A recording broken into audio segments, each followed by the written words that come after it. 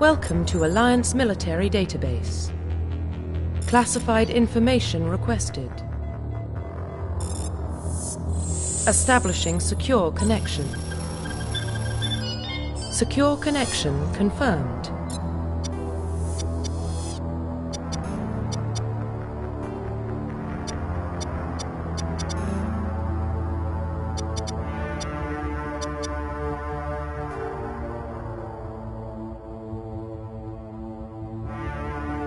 Please log in to access your profile.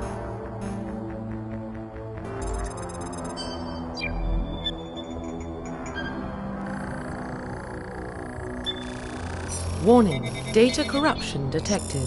Please reconstruct profile. Confirm pre-service history.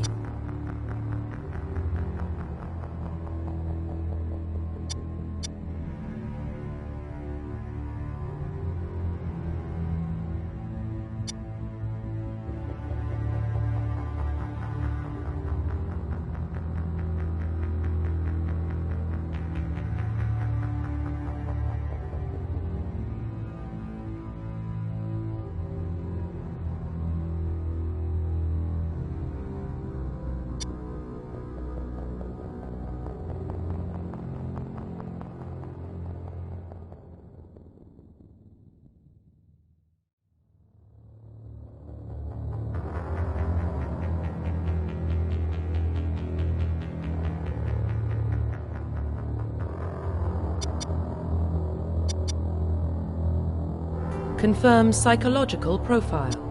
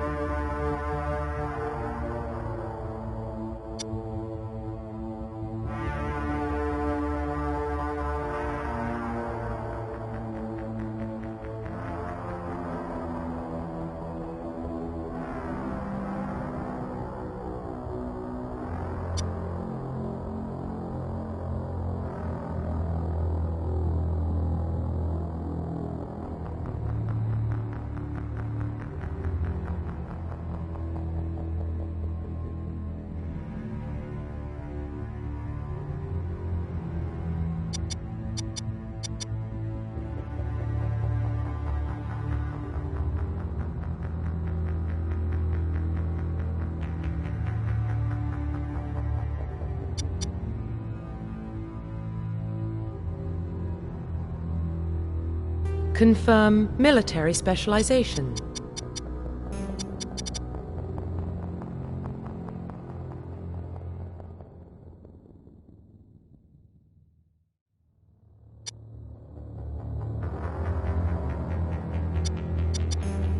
Confirm facial identification.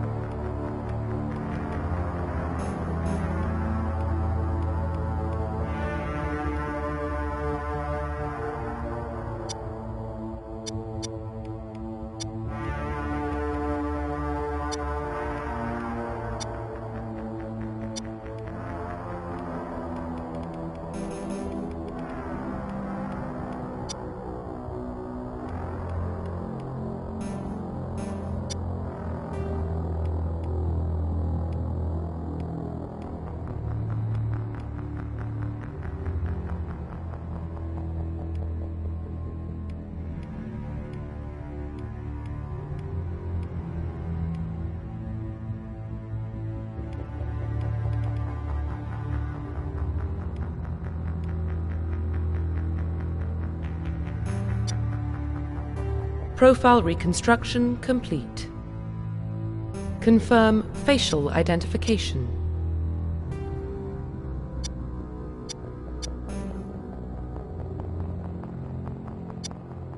Profile reconstruction complete.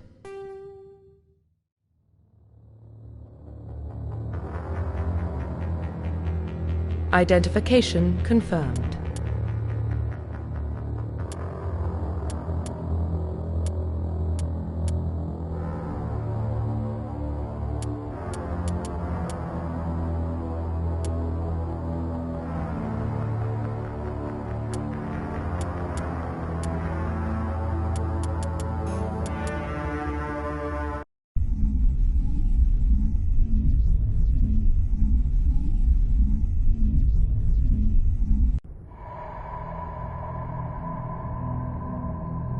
Well, what about Shepard?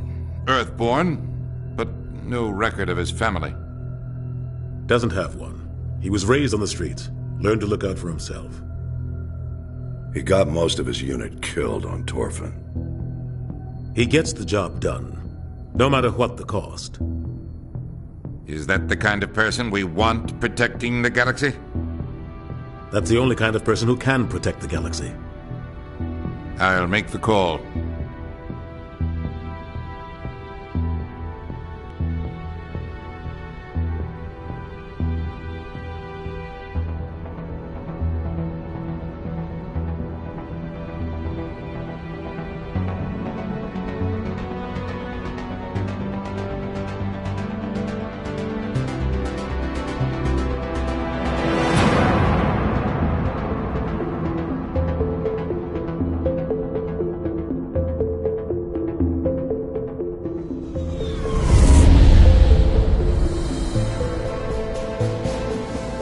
Arcturus Prime relays in range. Initiating transmission sequence. Commander?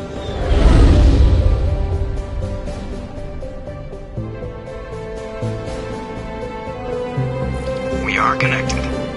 Calculating transit mass and destination. The relay is hot. Acquiring approach vector. All stations secure for transit.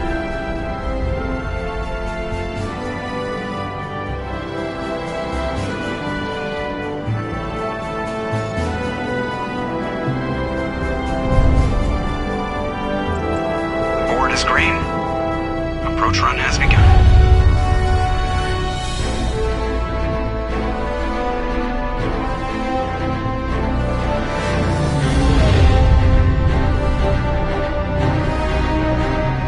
Hitting the relay in 3, 2, 1.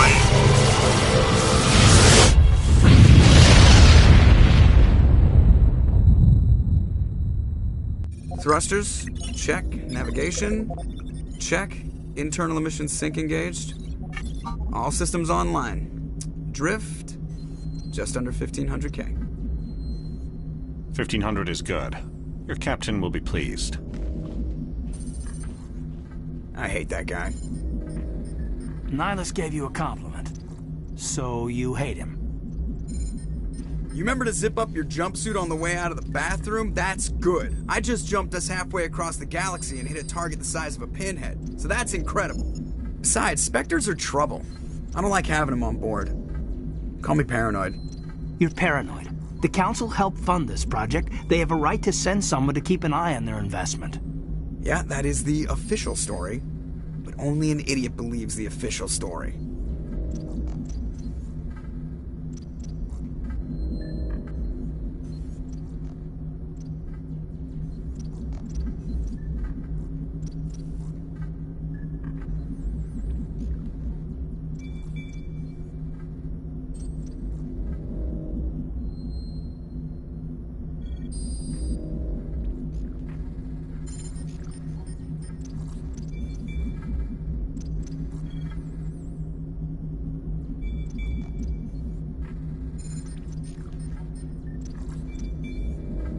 They don't send Spectres on shakedown runs. So there's more going on here than the captain's letting on. Joker, status report. Just cleared the mass relay, Captain. Stealth systems engaged, Everything looks solid. Good. Find a comm buoy and link us into the network. I want mission reports relayed back to Alliance Brass before we reach Eden Prime. Aye, aye, Captain. Better brace yourself, sir. I think Nihilus is headed your way. He's already here, Lieutenant. Tell Commander Shepard to meet me in the comm room for a debriefing. You get that, Commander? He sounds angry. Something must have gone wrong with the mission. Captain always sounds like that when he's talking to me. Can't possibly imagine why.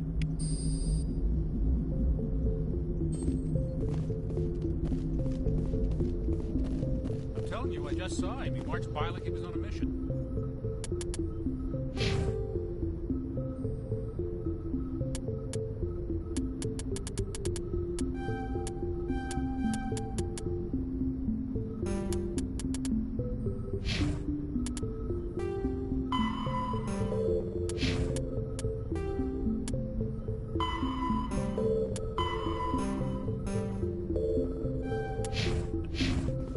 They're always on a mission.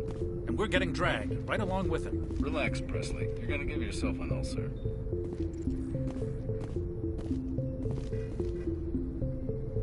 Congratulations, Commander. Looks like we had a smooth run. You heading down to see the captain? Sounds like you don't trust our Turian guest. Sorry, Commander. Just having a chat with Adams down at engineering. I didn't mean to cause any trouble. But you have to admit, something's odd about this mission. The whole crew feels it. You think the Alliance Brass is holding out on us? If all we're supposed to do is test out the stealth system, why is Captain Anderson in charge? And then there's Nihilus.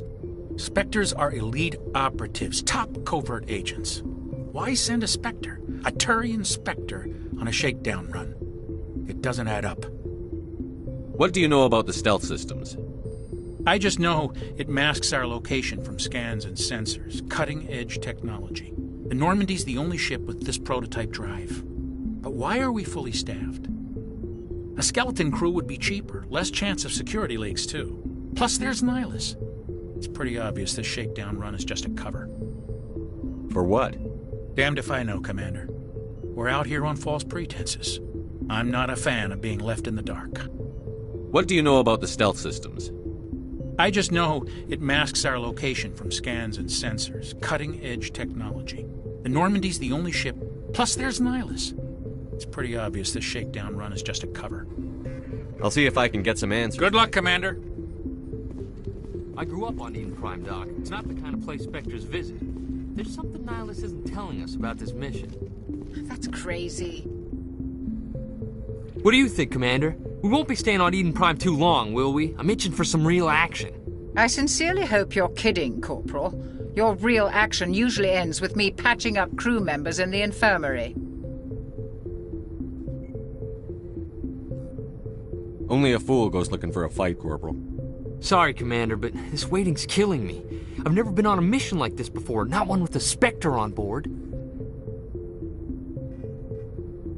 What do you know about the Spectres?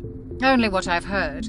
Spectre agents work directly for the Citadel Council. They usually work alone or in small groups. Spectres don't have any official power, though. Basically, they're a shadow organization with a mandate to preserve and protect galactic stability. Protect it at any cost. Don't forget that part. Spectres operate above the law.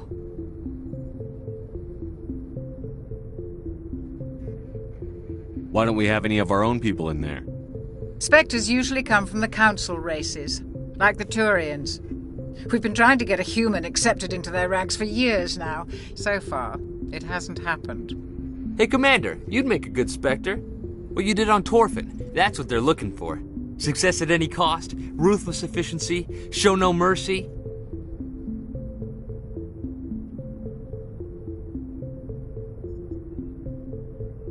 Sounds like my kind of job. This is all just wild speculation. The Spectres aren't interested in recruiting humans, no matter how capable. What can you tell me about Nihilus? Turians are generally well respected by the other species. Their fleet has more patrols protecting Citadel space than any other. They don't always get on well with us, though. Some people find them too rigid. Others still blame them for the First Contact War. As for Nihilus, I haven't said more than 2 words to him. He usually only speaks to the captain. I heard Nihilus once took down an entire enemy platoon all by himself. Man, I can't believe I'm on a mission with an actual Spectre. The captain's waiting for me. Goodbye, Commander.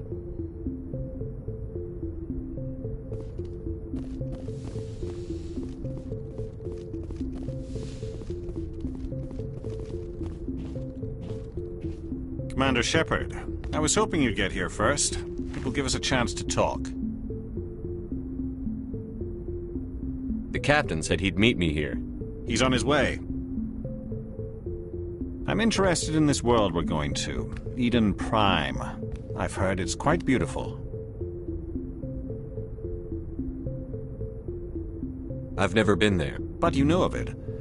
It's become something of a symbol for your people, hasn't it? Proof that humanity can not only establish colonies across the galaxy, but also protect them. But how safe is it, really?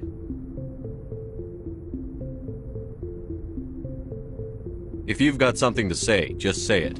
Your people are still newcomers, Shepard. The galaxy can be a very dangerous place. Is the Alliance truly ready for this? I think it's about time we told the commander what's really going on. This mission is far more than a simple shakedown run. I figured there was something you weren't telling us. We're making a covert pickup on Eden Prime. That's why we needed the stealth systems operational. I don't like being kept in the dark, Captain. This comes down from the top, Commander. Information strictly on a need-to-know basis. A research team on Eden Prime unearthed some kind of beacon during an excavation. It was Prothean.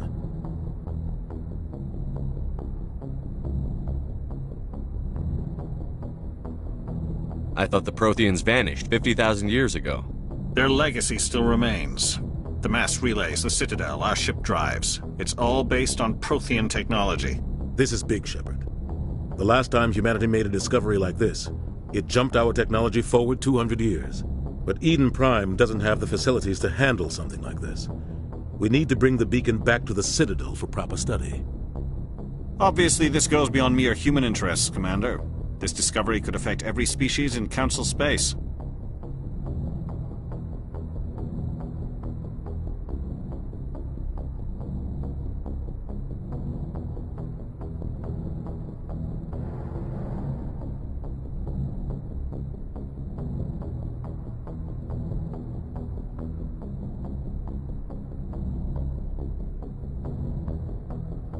Why didn't we keep the beacon for ourselves? You humans don't have the best reputation. Some species see you as selfish, too unpredictable, too independent, even dangerous. Sharing that beacon will improve relations with the Council. Plus, we need their scientific expertise. They know more about the Protheans than we do. The beacon's not the only reason I'm here, Shepard. Nihilus wants to see you in action, Commander. He's here to evaluate you.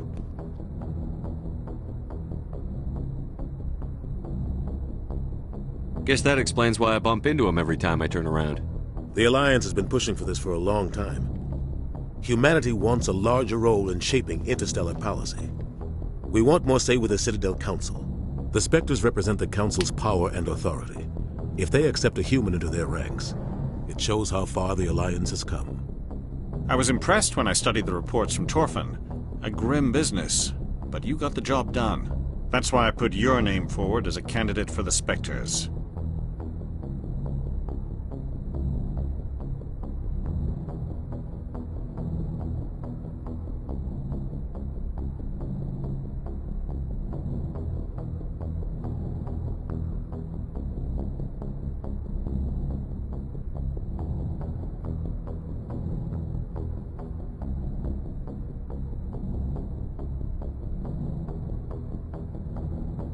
Why would a Turian want a human in the Spectres? Not all Turians resent humanity. Some of us see the potential of your species. We see what you have to offer to the rest of the galaxy, and to the Spectres. We are an elite group. It's rare to find an individual with the skills we seek. I don't care that you're human, Shepard. I only care that you can do the job. I assume this is good for the Alliance. Earth needs this, Shepard. We're counting on you. I need to see your skills for myself, Commander. Eden Prime will be the first of several missions together. You'll be in charge of the ground team. Secure the beacon and get it onto the ship ASAP. Nihilus will accompany you to observe the mission.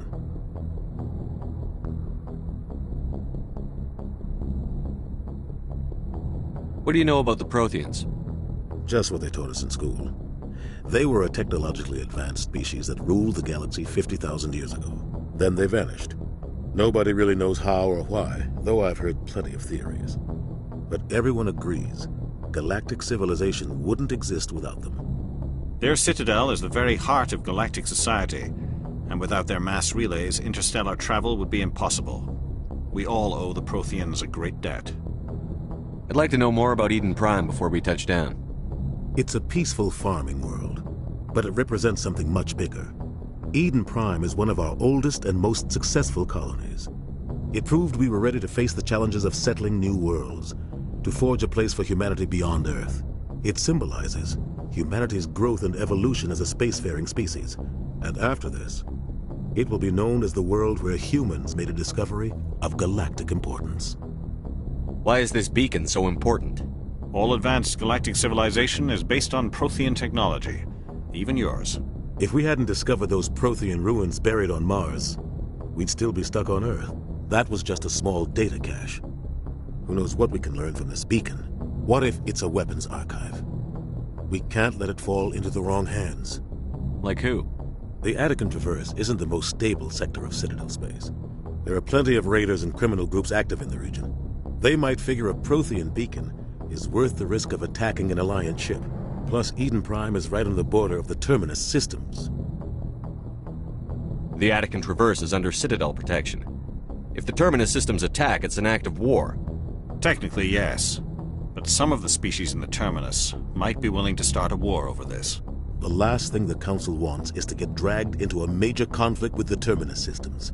We have to keep this low-key. Just give the word, Captain. We should be getting close to Eden... Captain, we got a problem. What's wrong, Joker? Transmission from Eden Prime, sir. You better see this. Bring it up on screen.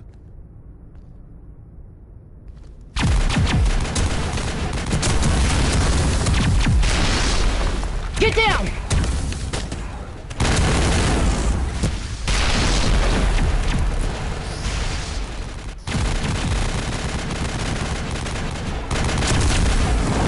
We are under attack, taking heavy casualties. I repeat, heavy casualties. We can't get evac. They came out of nowhere. We need...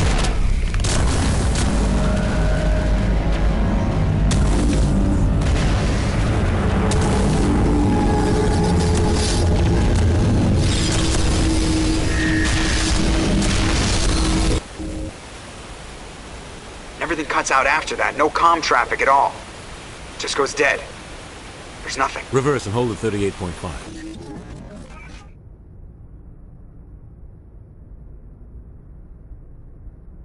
Status report. 17 minutes out, Captain. No other Alliance ships in the area. Take us in, Joker, fast and quiet. This mission just got a lot more complicated. A small strike team can move quickly, without drawing attention. It's our best chance to secure the beacon. Grab your gear and meet us in the cargo hold.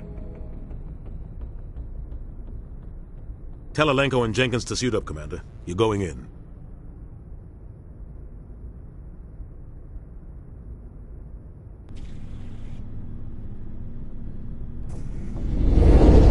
Engaging stealth systems. Somebody was doing some serious digging here, Captain. Your team's the muscle in this operation, Commander. Go in heavy and head straight for the dig site. What about survivors, Captain? Helping survivors is a secondary objective. The beacon's your top priority. Approaching drop point 1. Nihilus, you're coming with us? I move faster on my own. Nihilus will scout out ahead. He'll feed you status reports throughout the mission. Otherwise, I want radio silence.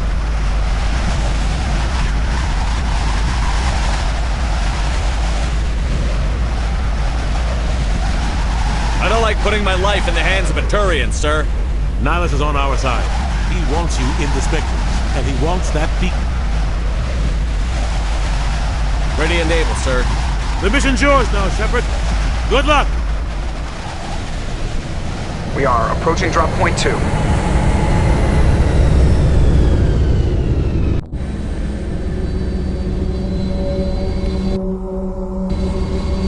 Ship perimeters.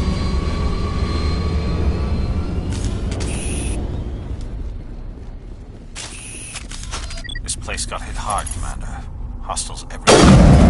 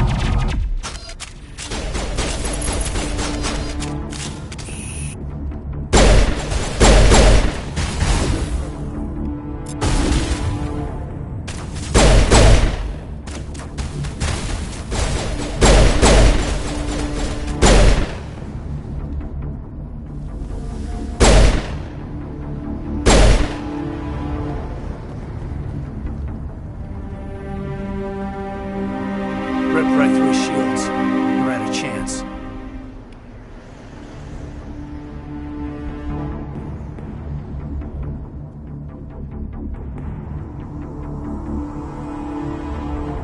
We'll see that he receives a proper service once the mission is complete. But I need you to stay focused. Aye, aye, sir.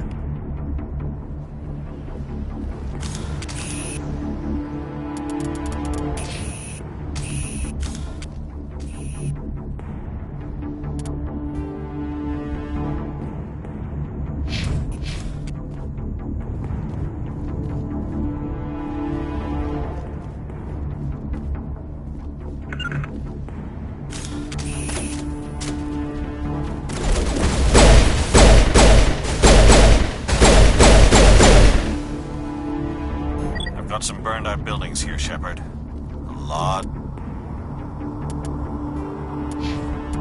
of bodies. I'm gonna check it out. I'll try to catch up with you at the dig site.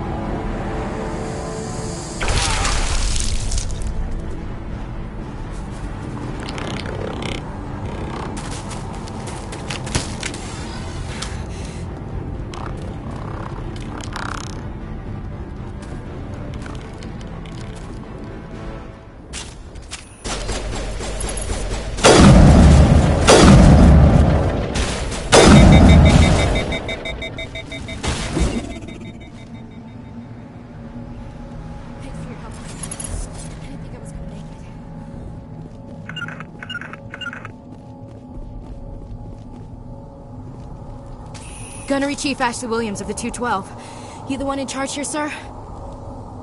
Are you wounded, Williams? A few scrapes and burns, nothing serious. The others weren't so lucky. Oh man. We were patrolling the perimeter when the attack hit. We tried to get off a distress call, but they cut off our communications. I've been fighting for my life ever since. Where's the rest of your squad? We tried to double back to the beacon, but we walked into an ambush. I don't think any of the others... I think I'm the only one left. This isn't your fault, Williams. You couldn't have done anything to save them. Yes, sir. We held our position as long as we could, until the Geth overwhelmed us. The Geth haven't been seen outside the Veil in nearly 200 years. Why are they here now? They must have come for the beacon. The dig site is close, just over that rise. It might still be there. We could use your help, Williams. Aye, aye, sir. It's time for payback. What else do you know about the Geth? Just what I remember from history class back in school. They're synthetics, non-organic life forms with limited AI programming, created by the Quarians a few centuries ago. They were supposed to be a source of cheap labor, but ended up turning on the Quarians and drove them into exile. Well, after that, they just kind of disappeared behind the Perseus Veil. Nobody's really heard much from them since. Tell me everything you know about the beacon. They were doing some digging out here to extend the monorail and expand the colony. A few weeks ago, they unearthed some Prothean ruins, and the beacon. Suddenly, every scientific expert in the colony was interested. That's when they brought us in to secure the site. I don't know much about the beacon itself, but I heard one of the researchers say this could be the biggest scientific discovery of the century. What happened to the researchers at the dig site? I don't know. They set up camp near the beacon. The 232 was with them. Maybe their unit fared better than mine. Describe what happened leading up to the attack. We were sent out a couple of nights ago from the main colony to secure the area. Seemed like a routine patrol, until the Geth hit us. We never knew they were coming. What happened to the researchers at the dig site? I don't know. They set up camp near the beacon. The 232 was with them. Maybe their Have you seen a Turian Spectre around here? There aren't any Turians on Eden Prime. None that I've ever met. Not sure I'd be able to tell if one was a Spectre anyway. If you saw this guy, you'd know. Carries enough firepower to wipe out a whole platoon. Luckily, he's on our side. Sorry. Like I said, no Turians. Move out.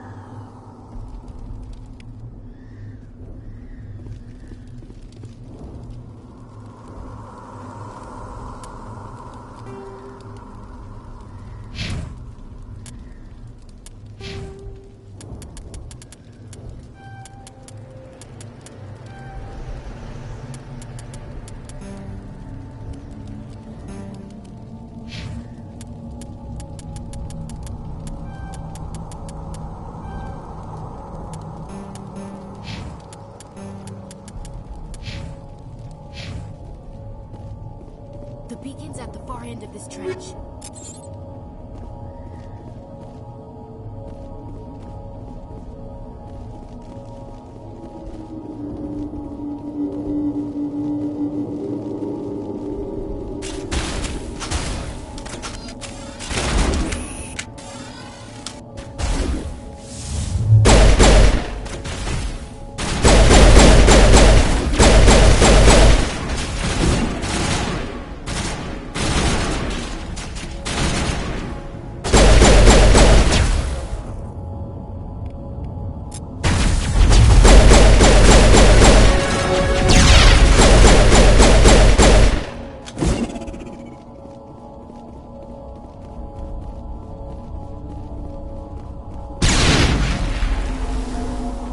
This is the dig site. The beacon was right here. It must have been moved. By who? Our side or the Geth? Hard to say. Maybe we'll know more after we check out the research camp.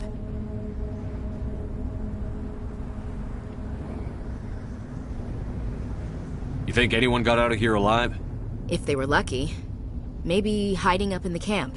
It's just on the top of this ridge, up the ramps.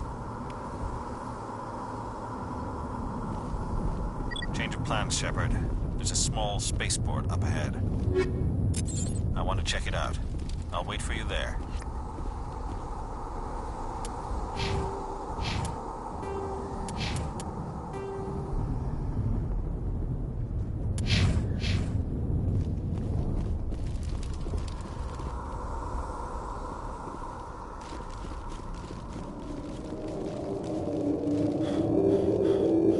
like they hit the camp hard. It's a good place for an ambush. Keep your guard up.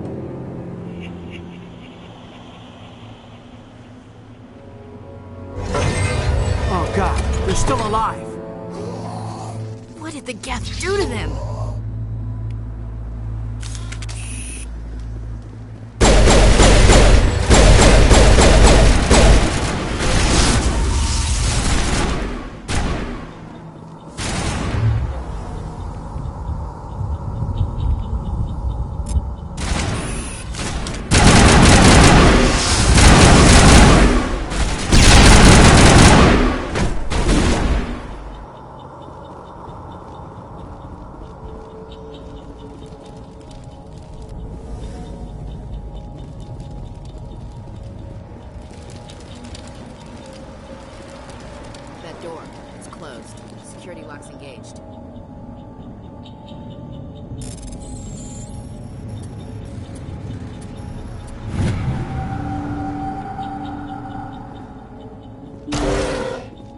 Humans.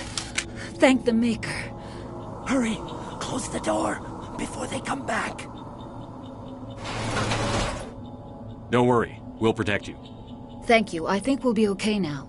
It looks like everyone's gone. You're Dr. Warren, the one in charge of the excavation. Do you know what happened to the beacon? It was moved to the spaceport this morning. Manuel and I stayed behind to help pack up the camp. When the attack came, the Marines held them off long enough for us to hide. They gave their lives to save us. No one is saved. The age of humanity is ended. Soon, only ruin and corpses will remain. What else can you tell me about the attack? It all happened so fast. 1 second we were gathering up our equipment. The next we were hiding in the shed while the Geth swarmed over the camp. Agents of the Destroyers. Bringers of darkness. Heralds of our extinction. We could hear the battle outside. Gunfire, screams. I thought it would never end. Then everything went quiet. We just sat there, too afraid to move, until you came along. Did you notice a Turian in the area? I saw him, the Prophet, leader of the enemy. He was here before the attack. That's impossible. Nihilus was with us in the Normandy before the attack. He couldn't have been here. I'm sorry. Manuel's still a bit unsettled. We haven't seen your Turian. We've been hiding in here since the attack. Can you tell me anything about the beacon? It's some type of data module from a galaxy-wide communications network. Remarkably well preserved. It could be the greatest scientific discovery of our lifetime. Miraculous new technologies, groundbreaking medical advances. Who knows what secrets are locked inside? We have unearthed the heart of evil, awakened the beast, unleashed the darkness. Manuel, please. This isn't the time. What's wrong with your assistant? Manuel has a brilliant mind, but he's always been a bit unstable. Genius and madness are two sides of the same coin. Is it madness to see the future? To see the destruction rushing towards us? To understand there is no escape? No hope? No. I am not mad. I'm the only sane one left. I gave him an extra dose of his meds after the attack. Say goodnight, Manuel. You cannot silence the truth. My voice must be heard. Oh my God! What did you do? That might have been a little extreme, Commander. You can't just go around whacking people in the head. It was only a matter of time until he did something crazy and dangerous. I suppose you're right. By the time he wakes up, the meds will have kicked in. Williams, take us to the spaceport. Good luck, Commander.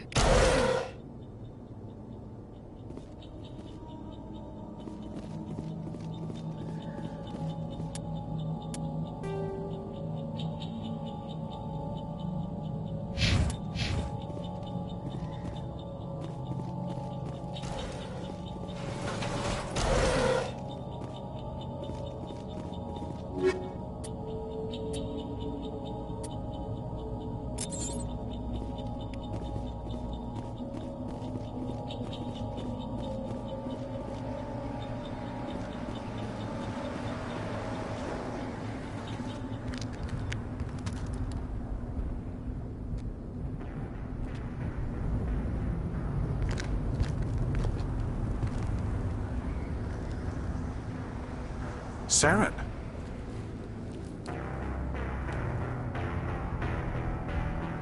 Nihlus. This isn't your mission, Saren. What are you doing here? The Council thought you could use some help on this one. I wasn't expecting to find the Geth here. The situation's bad. Don't worry. I've got it under control.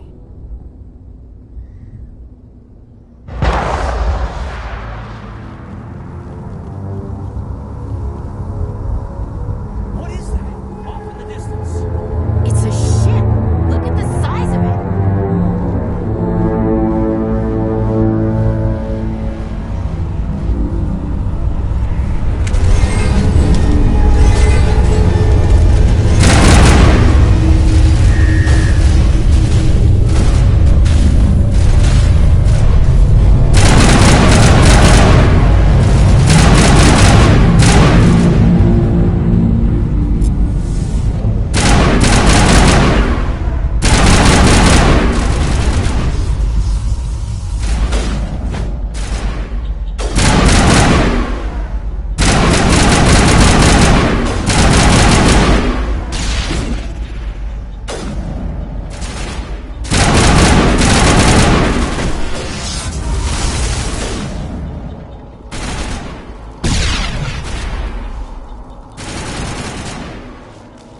Not now, Commander.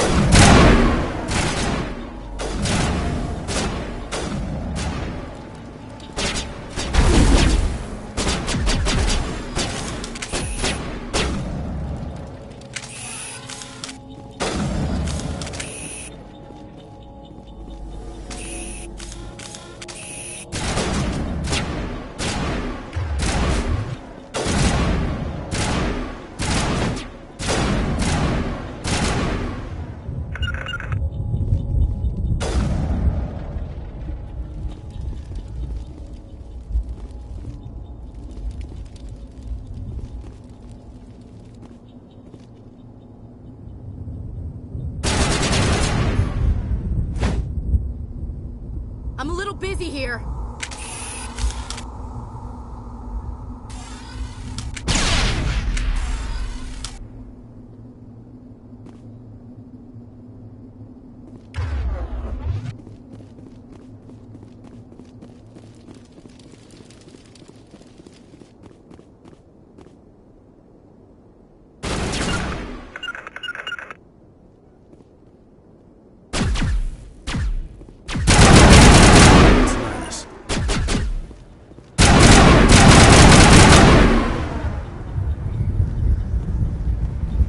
Something's moving, over behind those crates. Wait! Don't shoot! I'm one of you! I'm human! I like the way you hid behind those crates during the fight. Really helped us out. Thanks a lot. Me?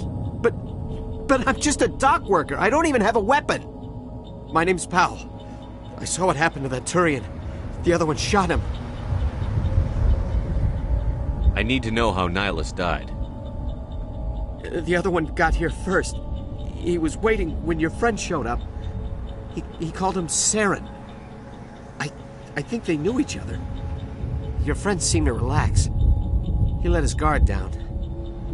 And Saren killed him. Shot him right in the back. I'm just lucky he didn't see me behind the crates. We were told a Prothean beacon was brought to the spaceport. What happened to it? It's over on the other platform. Probably where that guy Saren was headed. He hopped on the cargo train right after he killed your friend. I knew that beacon was trouble. Everything's gone to hell since we found it. First that damn mothership showed up, then the attack. They killed everyone. Everyone. If I hadn't been behind the crates, I'd be dead too. Tell me about this mothership you saw. I've never seen anything like it before. It was huge. Landed over near that platform. The whole place got dark as it came down. And it was making this noise, this sound that bored right into your brain. That's what woke me up. The attack came a few minutes later. You were sleeping? I thought you were working here on the docks. Sometimes I need a nap to get through my shift. I sneak off behind the crates to grab 40 winks where the supervisor can't find me. You survived because you're lazy?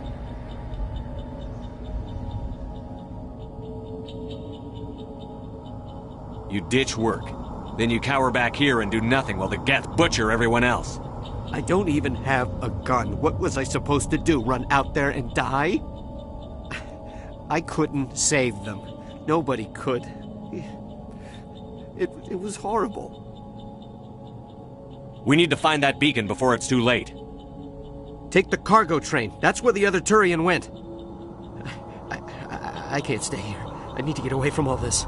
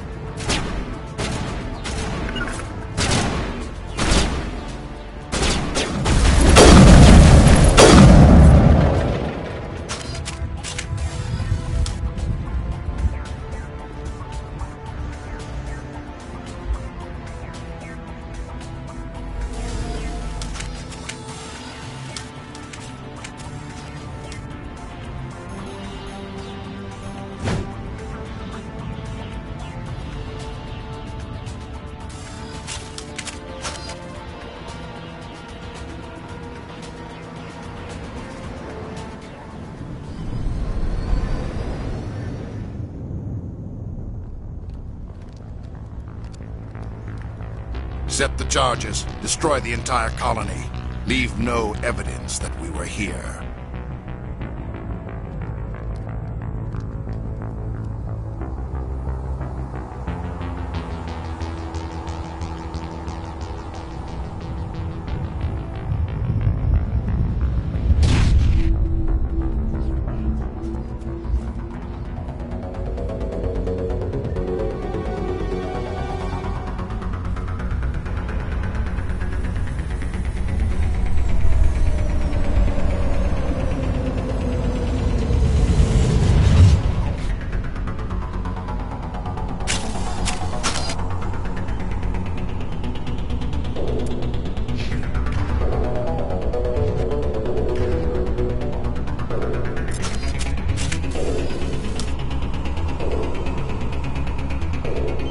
Demolition charges. The Geth must have planted them. Hurry! We need to find them all and shut them down!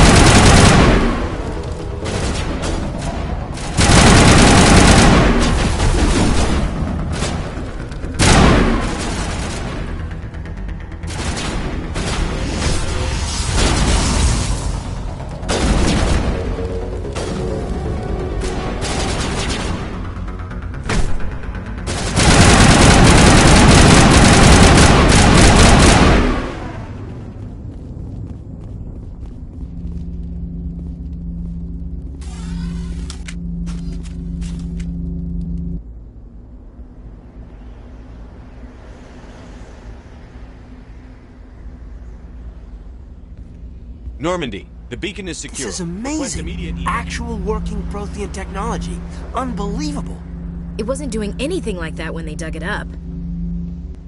Something must have activated it. Roger, Normandy. Standing by.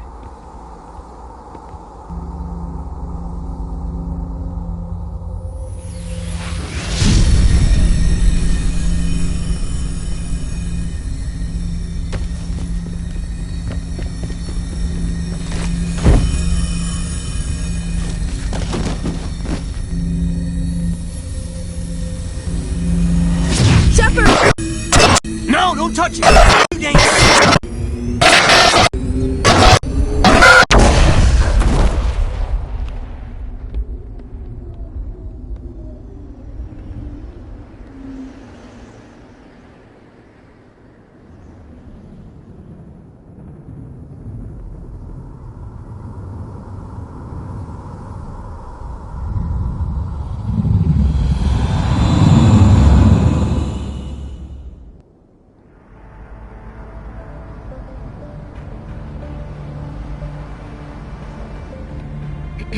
We identified the ship that touched down on Eden Prime.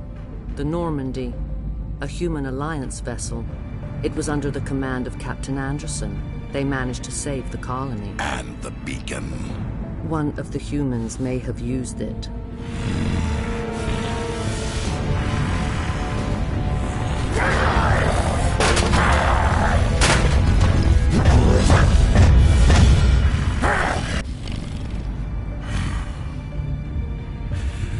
This human must be eliminated.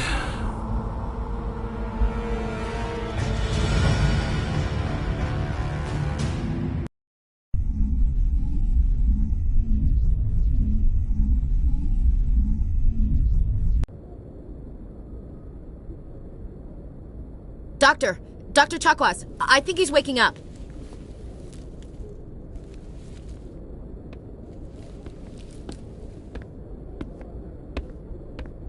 You had us worried there, Shepard. How are you feeling?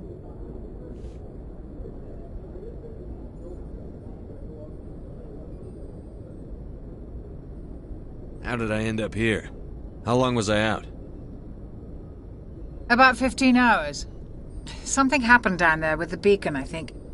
It's my fault. I must have triggered some kind of security field when I approached it. You had to push me out of the way. You had no way to know what would happen. Actually, we don't even know if that's what set it off. Unfortunately, we'll never get the chance to find out. The beacon exploded. A system overload, maybe. The blast knocked you cold. The lieutenant and I carried you back here to the ship. I appreciate it. Physically, you're fine. But I detected some unusual brain activity. Abnormal beta waves. I also noticed an increase in your rapid eye movement. Signs typically associated with intense dreaming.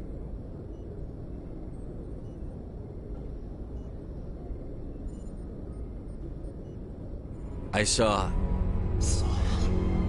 I'm not sure what I saw. Death?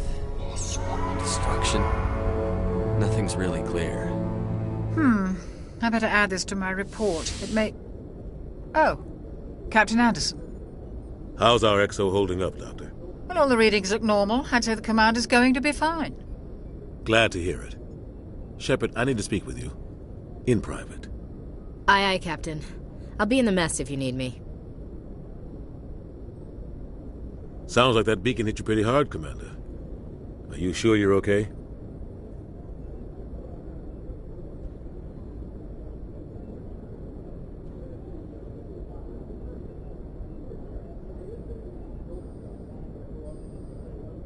I don't like soldiers dying under my command.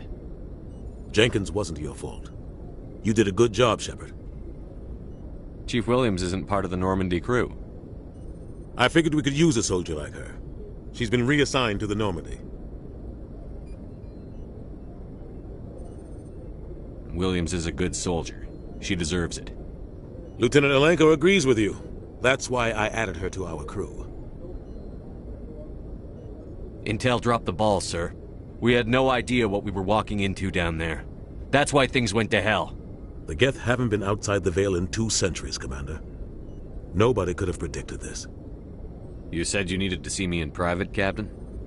I won't lie to you, Shepard. Things look bad. Nihilus is dead.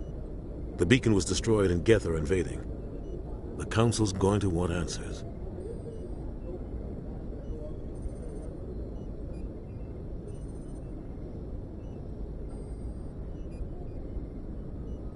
The Geth would have wiped out the whole colony if I hadn't stopped them. I'll stand behind you and your report, Shepard. You're a damned hero in my books. That's not why I'm here. It's Saren, that other Turian. Saren's a Spectre, one of the best, a living legend. But if he's working with the Geth, it means he's gone rogue.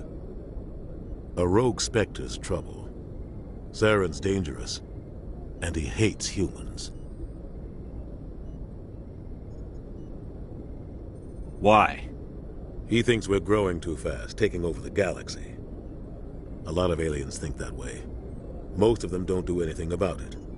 But Saren has allied himself with the Geth. I don't know how, I don't know why.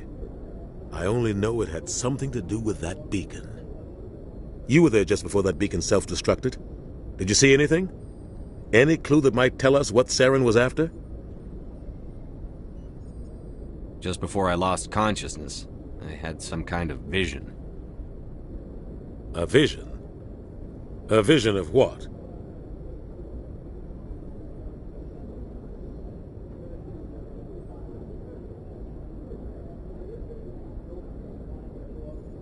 I saw synthetics.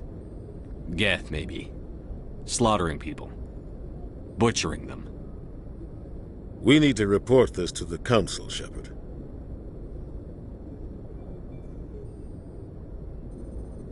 What are we gonna tell him? I had a bad dream? We don't know what information was stored in that beacon. Lost Prothean technology? Blueprints for some ancient weapon of mass destruction? Whatever it was. Saren took it. But I know Saren. I know his reputation is politics. He believes humans are a blight on the galaxy. This attack was an act of war. He has the secrets from the beacon. He has an army of Geth at his command, and he won't stop until he's wiped humanity from the face of the galaxy.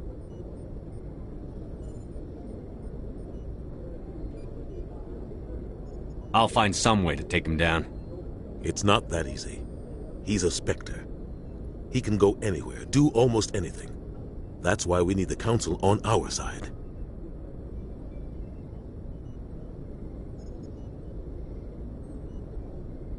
We prove Saren's gone rogue, and the Council will revoke his Spectre status. I'll contact the Ambassador and see if he can get us an audience with the Council. He'll want to see us as soon as we reach the Citadel. We should be getting close. Head up to the bridge and tell Joker to bring us into dock.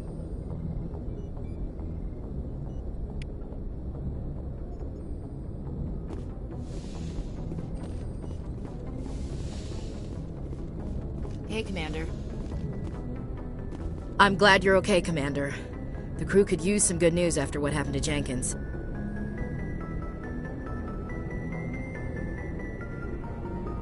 Jenkins was a valuable part of this crew. Part of me feels guilty over what happened. If Jenkins was still alive, I might not be here. You're a good soldier, Williams. You belong on the Normandy. Thanks, Commander. I appreciate that. Things were pretty rough down there. Are you okay? I've seen friends die before. Comes with being a Marine. But to see my whole unit wiped out, and you never get used to seeing dead civilians. But things would have been a lot worse if you hadn't shown up. We couldn't have done it without you, Williams. Thanks, Commander.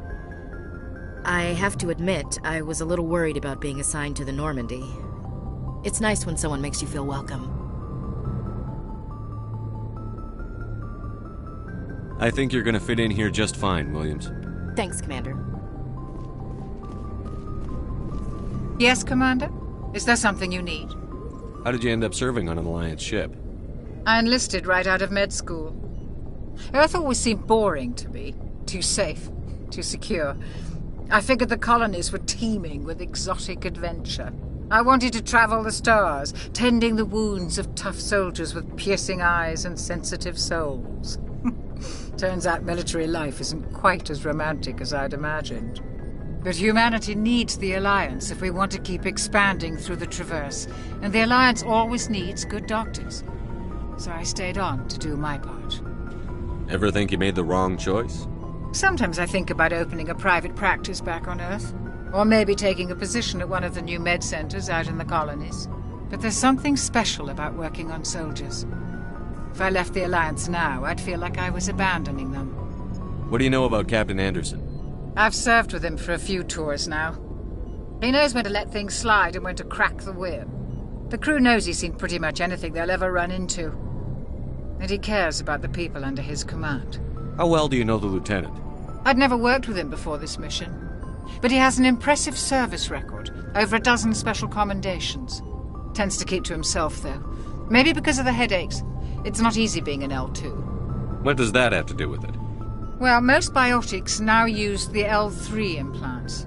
Lieutenant Alenko was wired with the old L2 configuration.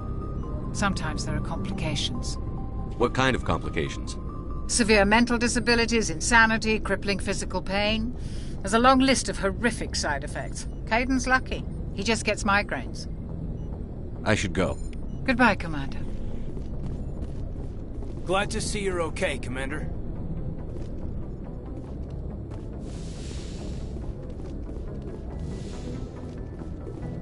Go speak to Joker when you're ready. Tell him to bring the Normandy into dock.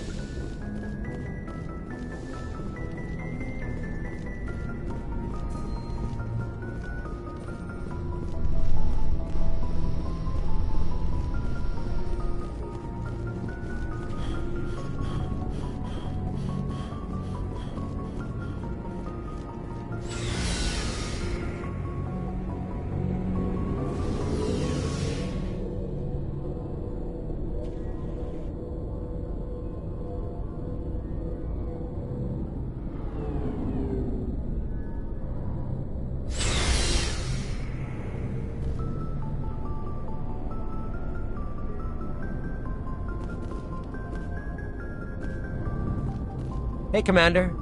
Looking for some extra supplies before you head out? Not right now, thanks. No problem. Keep checking back.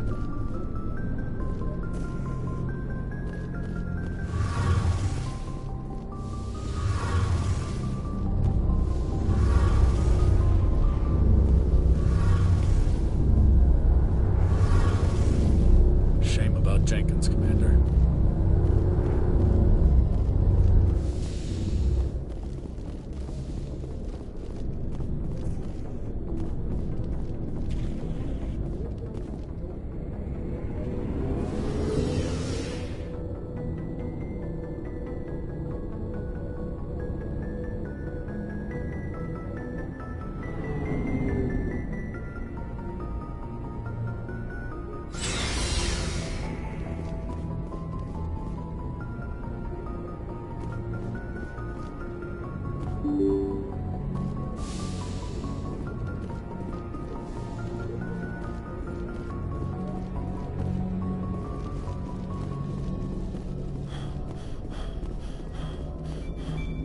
Good timing, Commander. I was just about to bring us into the Citadel. See that taxpayer money at work.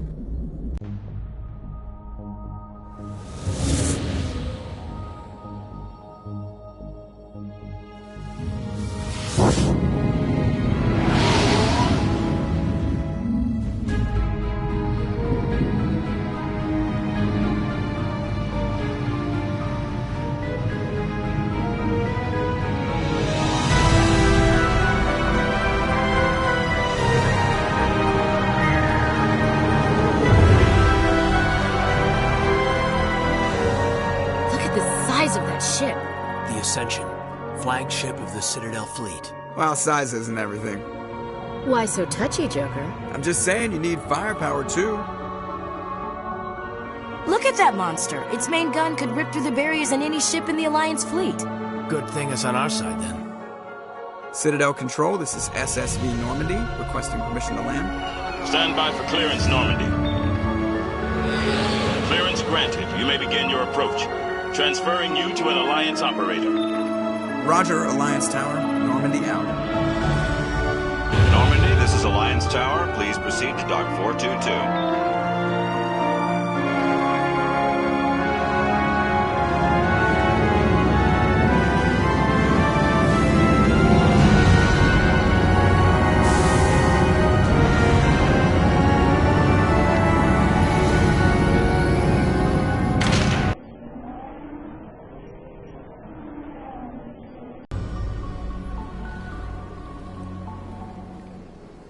This is an outrage! The Council would step in if the Geth attacked a Turian colony? The Turians don't found colonies on the borders of the Terminus systems, Ambassador. Humanity was well aware of the risks when you went into the Traverse. What about Saren? You can't just ignore a rogue Spectre. I demand action! You don't get to make demands of the Council, Ambassador. Citadel Security is investigating your charges against Saren. We will discuss the CSEC findings at the hearing, not before. Captain Anderson, I see you brought half your crew with you. Just the ground team from Eden Prime, in case you had any questions. I have the mission reports. I assume they're accurate? They are. Sounds like you convinced the Council to give us an audience. They were not happy about it. Saren's their top agent. They don't like him being accused of treason.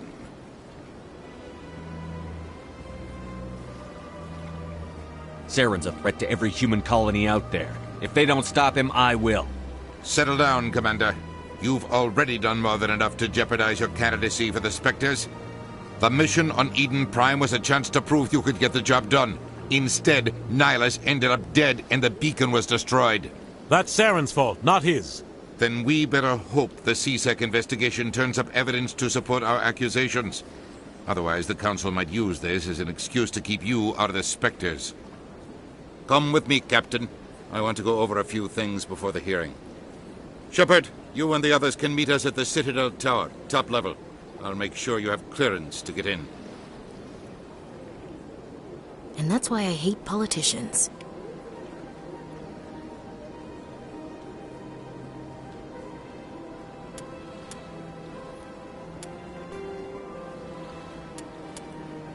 Roughly 1,200 years ago, the Turians were invited to join the Citadel Council to fulfill the role of galactic peacekeepers. The Turians have the largest fleet in Citadel space, and they make up the single largest portion of the Council's military forces. As their territory and influence has spread, the Turians have come to rely on the Solarians for military intelligence and the Asari for diplomacy. Despite a somewhat colonial attitude towards the rest of the galaxy, the ruling hierarchy understands they would lose more than they would gain if the other two races were ever removed. Turians come from an autocratic society that values discipline and possesses a strong sense of personal and collective honor. There is lingering animosity between Turians and humans over the First Contact War of 2157, which is known as the Relay 314 incident to the Turians. Officially, however, the two species are allies, and they enjoy civil, if cool, diplomatic relations. 50,000 years ago, the Protheans were the only spacefaring species in the galaxy. They vanished in a swift galactic extinction. Only the legacy of their empire remains. They are believed to have built the mass relays and the Citadel, which have allowed numerous species to explore and expand throughout the galaxy. Prothean ruins are found on worlds across the galaxy. While surprisingly intact for their age, functioning examples of Prothean paleotechnology are rare. Time and generations of looters have picked their dead cities and derelict stations clean. Some believe the Protheans meddled in the evolution of younger races. The Hanar homeworld of Kaje, for example, shows clear evidence of former Prothean occupation. The presence of a former Prothean observation post on Mars has caused a rebirth of interventionary evolutionists among humans. These individuals believe the god myths of ancient civilizations are misremembered encounters with aliens. The Geth are a humanoid race of networked AIs. They were created by the Quarians 300 years ago as tools of labor and war. When the Geth showed signs of self-evolution, the Quarians attempted to exterminate them. The Geth won the resulting war. This example has led to legal, systematic repression of artificial intelligences in galactic society.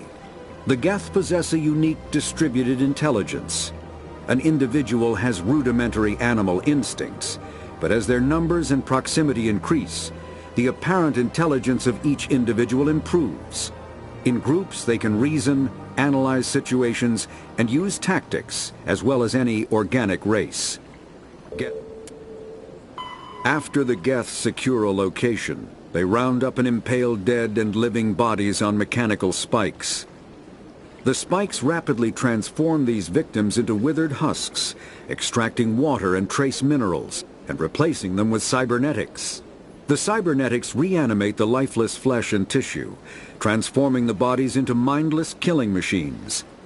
Some Alliance soldiers refer to the husk-generating spikes as dragon's teeth, a reference to the mythological berserkers who sprang up from the earth wherever the teeth of the dragon Eris were planted. Dragon's teeth and husks bear little resemblance to other pieces of Geth technology. No one is sure why a synthetic race would bother to drain the minuscule amount of recoverable resources from organic corpses, though the value of reusing them as shock troops is obvious. The Citadel is an ancient deep space station, presumably constructed by the Protheans. Since the Prothean extinction, numerous species have come to call the Citadel home. It serves as the political, cultural, and financial capital of the galactic community. To represent their interests, most species maintain embassies on the Presidium, the Citadel's inner ring. The Citadel Tower in the center of the Presidium holds the Citadel Council chambers.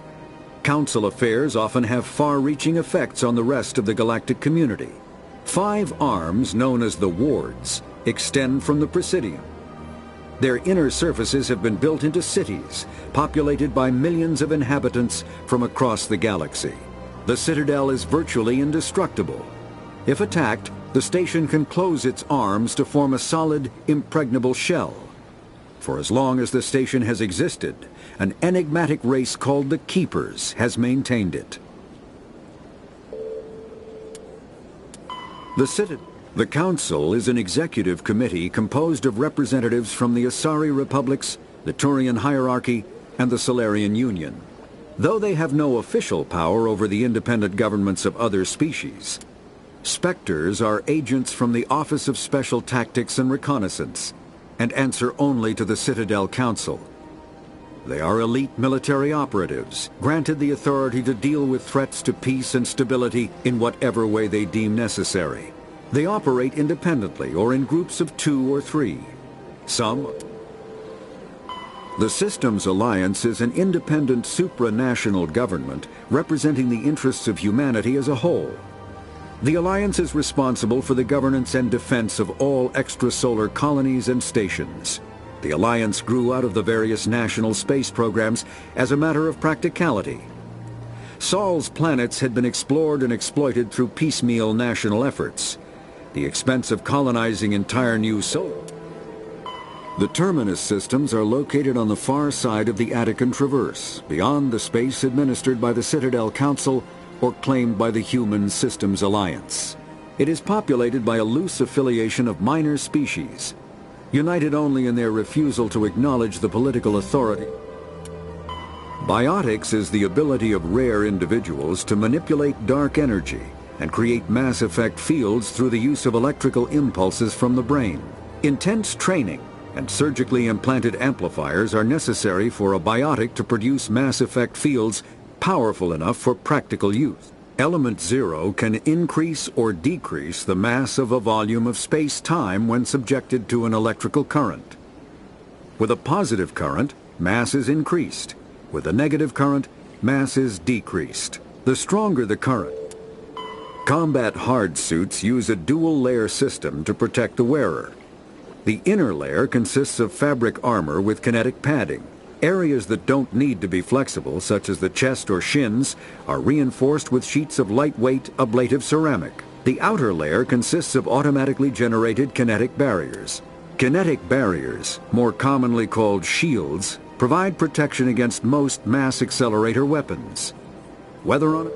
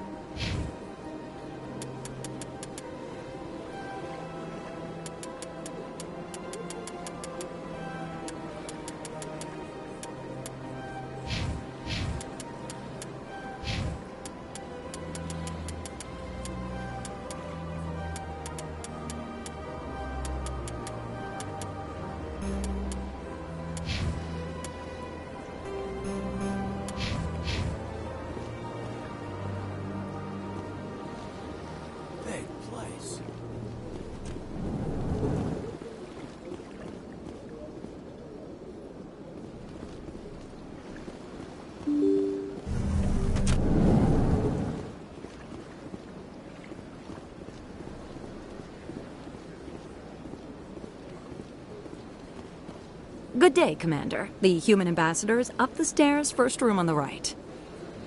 You know who I am? Yes, I receive reports on all newly arrived dignitaries and notable people. What is this place? This is the Presidium. More specifically, you are at the Citadel embassies. If you have more questions, please access Avina. What's that? Oh, Avina is the virtual guide for the Citadel. Feel free to access the terminal yourself. What's your name? What do you do here? My name is Safiria. I'm the administrative assistant for the embassies. You seem to be distracted. The embassies are the hub of all Citadel politics. When you represent trillions of citizens, it tends to get a little busy. I should be going now. Have a pleasant day. Welcome to the Presidium. Allow me to be your guide. Greetings and welcome to the Presidium. My name is Avina, and I am pleased to be your virtual guide throughout this level of the Citadel space station. What does that mean? I am a fully interactive virtual intelligence, programmed to provide spontaneous guidance at predetermined locations of interest throughout this level of the Citadel. I may also be contacted through any of the Presidium VI terminals, should you require assistance. Give me the tour. You are standing at Presidium Tourism Terminal 1. On either side of this lobby are the embassies of the various Citadel races, along with CSEC headquarters. On the far end of this level, you can see the Citadel Tower, where the Council meets regularly to discuss matters of interstellar importance. I want to know more about Citadel security. Citadel security serves as law enforcement for all regions of the Citadel, though the majority of officers serve in the wards. Executor Palin, a Turian, is the current head of CSEC, but individuals from virtually every species across Citadel space serve as officers beneath him. If you wish to learn more, Executor Palin's office is located in the CSEC headquarters just across the lobby. Tell me about the embassies. Each species in Citadel space important enough to be consulted on matters of galactic politics maintains an embassy on the Presidium. The Volus were the first non-council species to be granted an embassy, roughly 2,384 galactic standard years ago. As Citadel space has expanded, more embassies have been added. The most recently added embassy belongs to your own species, humanity. It was added 19 galactic standard years ago, despite some rather vocal opposition. Why were people trying to keep my species out? Some species felt humanity was given preferential treatment. It often takes a century or more before a new species is granted an embassy. The Council gave a great deal of thought to this matter. In the end, they decided humanity's impact on Citadel space was significant enough to warrant an embassy. Do you agree with their decision? I am not programmed to make that kind of qualified judgment. My code is limited to information and simple interaction simulations. How come the Volus were the first species given an embassy? In the early years following the formation of the Council, the Volus were, apart from the Asari and Salarians, the most populous and widespread species in Citadel space. They established many new colonies and trading outposts, and they petitioned the Council for a greater role in determining interstellar policy. In recognition of their work to expand interstellar trade and establish a standardized galactic economy, the Volus were granted an embassy here on the Citadel. Do you know anything about Spectres? The term Spectre is derived from the branch of Special Tactics and Reconnaissance. Each Spectre agent is handpicked by the Council. Their primary role is preserving galactic stability and resolving volatile situations that cannot be handled through normal political channels. In this role, they are granted extraterritorial rights and jurisdictions. Spectres answer to no law or authority except the Council itself. What can you tell me about the Citadel Council? Originally, the Council consisted of representatives from the Asari and Salarians, the two dominant species in Citadel space. Roughly 1,304 galactic standard years ago, Turians were invited to join the Council in recognition of the role they played during the Krogan Rebellion. Since then, the three Council races have worked together to ensure the peaceful coexistence of the galactic community, while preserving individual autonomy for each species. It can't be as simple as that. There must be problems somewhere in the system. I am not programmed to make that kind of qualified judgment. My code is limited to information and simple interaction simulations. Goodbye. Goodbye, and thank you for using Avina. Please enjoy your visit to the Citadel.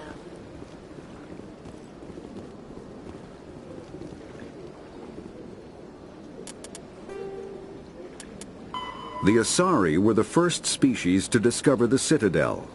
When the Salarians arrived, it was the Asari who proposed the establishment of the Citadel Council to maintain peace.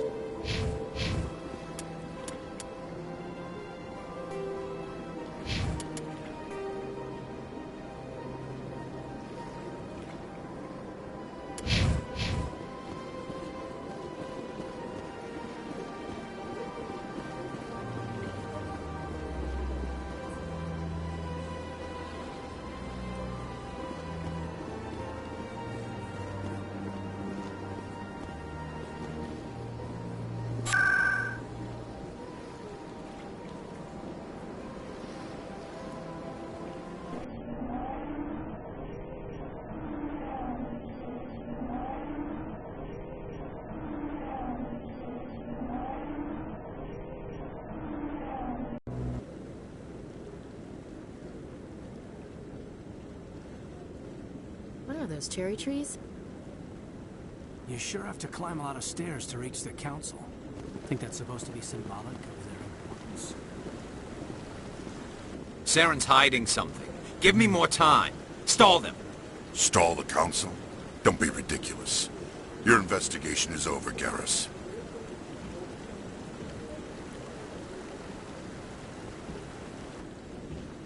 Commander Shepard, Garrus Vakarian. I was the officer in charge of the C-Sec investigation into Saren. Who were you just talking to? That was Executor Palin, head of Citadel Security, my boss. He'll be presenting my findings on Saren to the Council. Sounds like you really want to bring him down. I don't trust him. Something about him rubs me the wrong way. But he's a Spectre. Everything he touches is classified. I can't find any hard evidence. I think the Council's ready for us, Commander. Good luck, Shepard. Maybe they'll listen to you. You don't want to keep the Council waiting.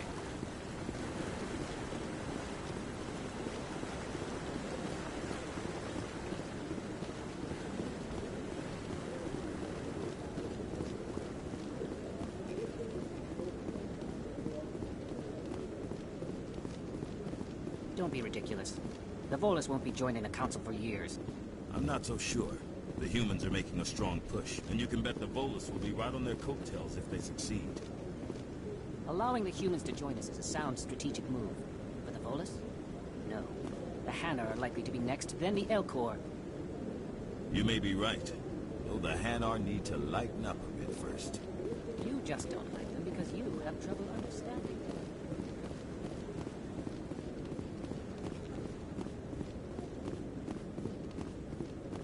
The hearing's already started. Come on.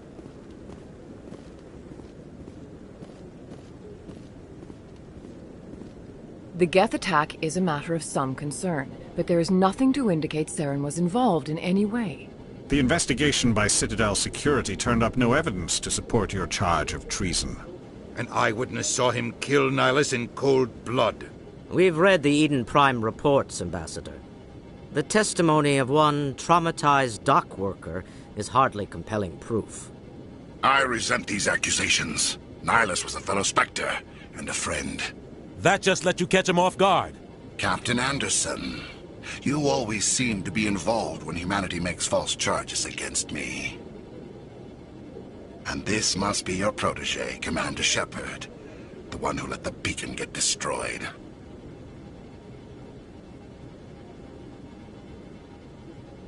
The mission to Eden Prime was top secret.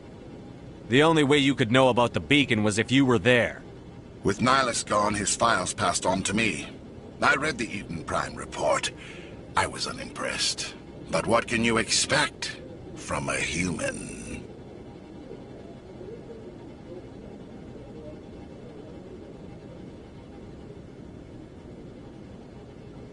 Saren despises humanity. That's why he attacked Eden Prime. Your species needs to learn its place, Shepard. You're not ready to join the Council. You're not even ready to join the Spectres. He has no right to say that. That's not his decision. Shepard's admission into the Spectres is not the purpose of this meeting. This meeting has no purpose. The humans are wasting your time, Counselor, and mine.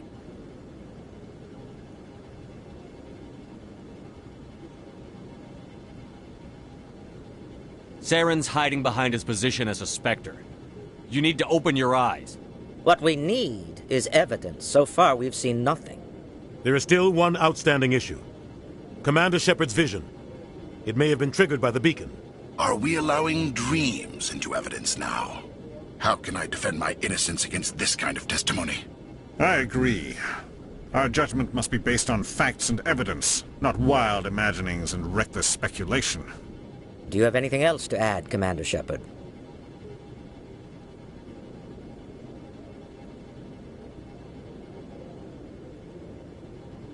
You've made your decision. I won't waste my breath.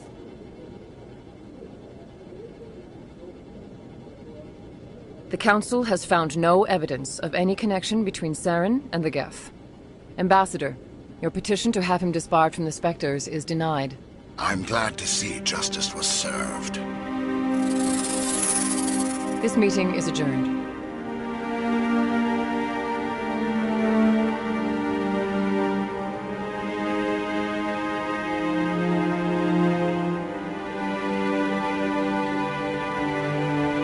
It was a mistake bringing you into that hearing, Captain. You and Saren have too much history. It made the Council question our motives. I know Saren. He's working with the Geth for one reason. To exterminate the entire human race. Every colony we have is at risk. Every world we control is in danger. Even Earth isn't safe. Tell me about this history between you and Saren. I worked with him on a mission a long time ago. Things went bad. Real bad. We shouldn't talk about this here. But I know what he's like. And he has to be stopped. What's our next step? As a Spectre, he's virtually untouchable. We need to find some way to expose him. What about Garrus, that C-Sec investigator? We saw him arguing with the Executor. That's right. He was asking for more time to finish his report. Seems like he was close to finding something on Saren.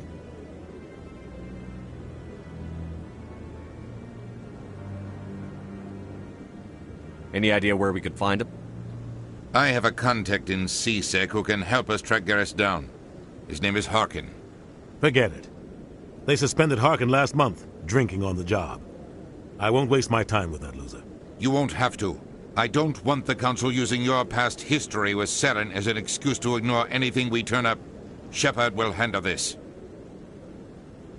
You can't just cut Captain Anderson out of this investigation. The Ambassador's right. I need to step aside. I need to take care of some business. Captain, meet me in my office later. Harkin's probably getting drunk at Cora's Den. It's a dingy little club in the lower section of the wards. Maybe there's another way to find evidence against Saren. You should talk to Barla Vaughn over in the financial district. Rumor has it he's an agent for the Shadow Broker. The Shadow Broker? An information dealer. Buys and sells secrets to the highest bidder. I've heard Barla Vaughn's one of the top representatives. He might know something about Saren, but his information won't come cheap. You and Saren have a history. What happened? About 20 years ago, I was part of a mission in the Skillian Verge. I was working with Saren to find and remove a known terrorist threat. Saren eliminated his target, but a lot of people died along the way, innocent people. And the official records just covered it all up. But I saw how he operates. No conscience, no hesitation. He'd kill 1,000 innocent civilians to end a war without a second thought.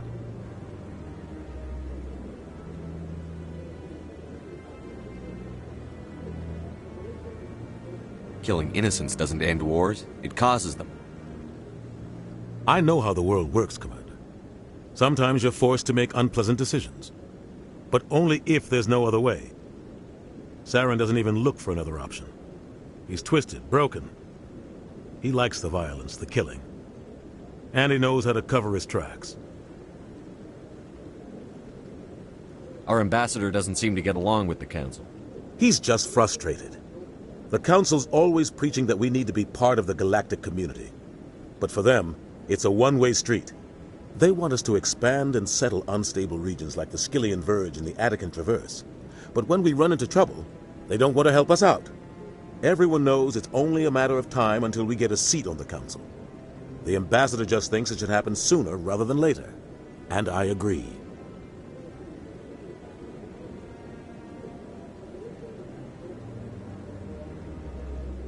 Maybe they'd let us join the Council if we were more willing to cooperate with the other species. Of course they would. If we did everything they told us to, they'd love to have us on the Council. But it wouldn't be much of a deal for us. I understand their side. They don't want us dominating the Council. It's founded on cooperation and alliances. But we have to look out for our own interests, too. Who cares if we get a seat on the Council? What's the big deal? If the Council passes a ruling on an interstellar matter, we have to follow it. We don't have the fleets or political allies to defy them. Once we get a seat on the Council, we'll be able to influence those rulings, protect our own interests. No more jumping through hoops whenever we want something. Take this mess we're in now. If humanity had a seat on the Council, we'd just send the Citadel fleet out to take care of Saren and his Geth. Problem solved. I should go. Good luck, Shepard. I'll be over in the ambassador's office if you need anything else.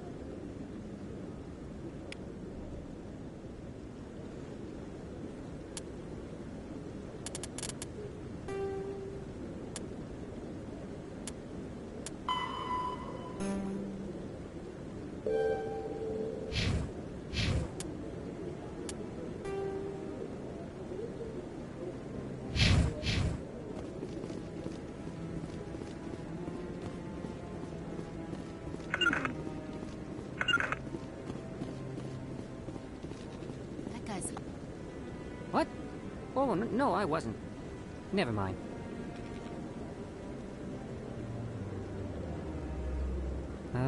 Yes, is there something you want? Why are you so interested in the Keepers? Keepers? I've got no interest in the... Don't get coy. I know what I saw. I'm not so sure I should be talking to you about this. We're just talking. Is there something wrong with that? No. I guess it wouldn't hurt to tell you. I'm using a small scanner to gather readings on the Keepers. So far I've had mixed results. I find it difficult to get near the creatures. Why were you being so secretive about it, though? Well, technically we're not supposed to disturb the Keepers. I don't really think my scanning disturbs them, but the authorities might disagree.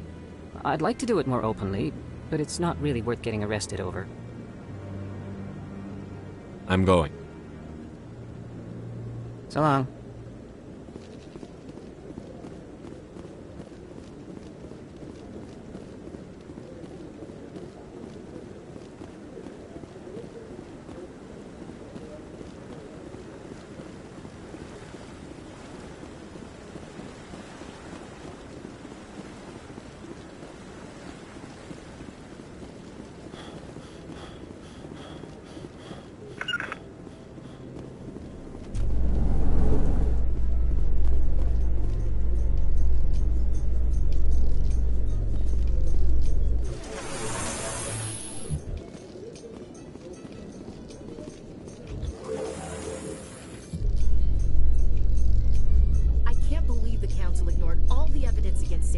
Saren's one of their best operatives. It's only natural they'd take his word over ours.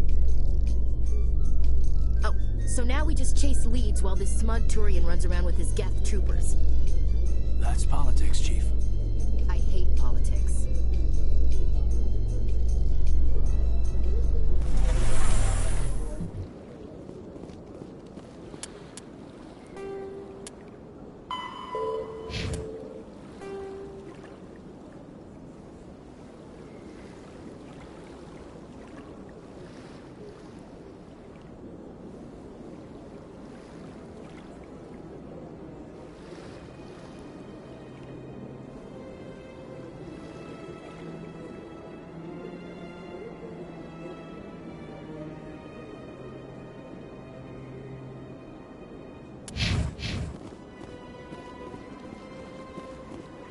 Look at that bug thing over there.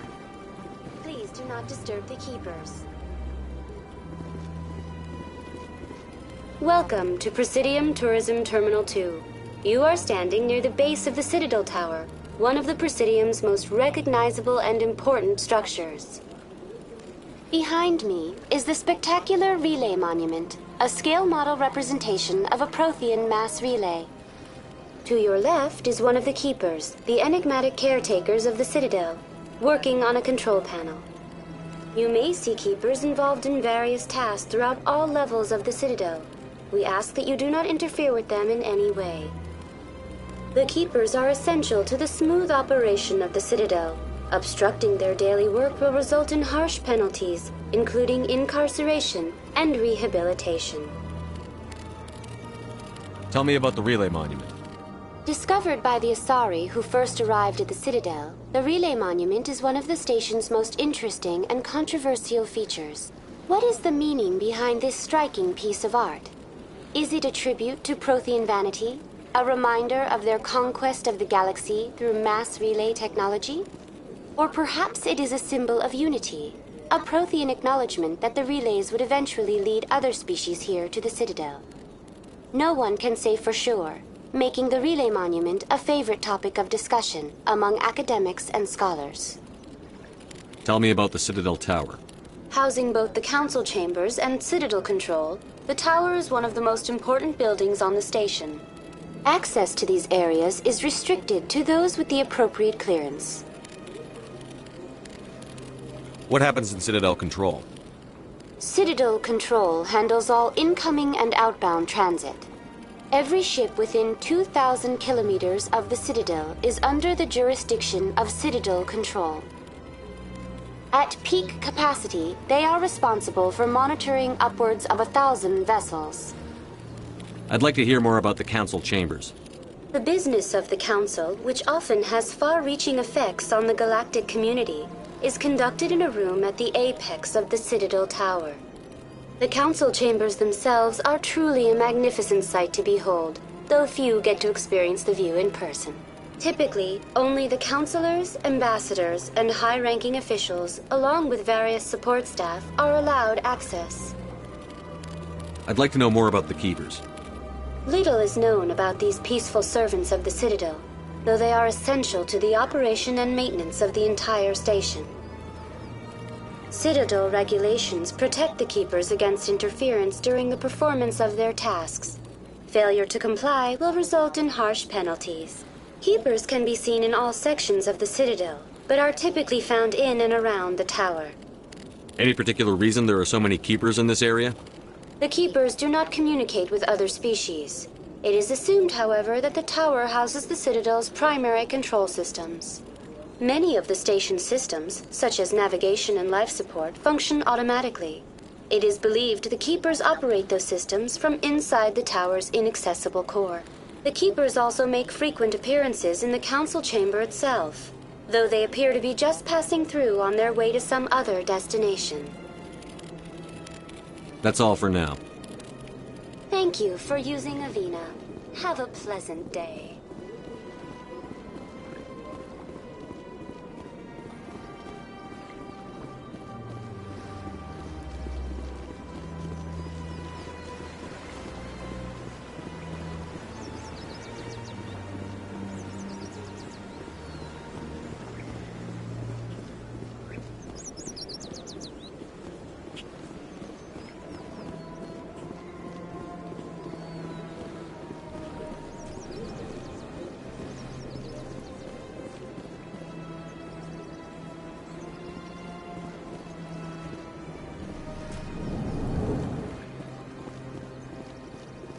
What's this?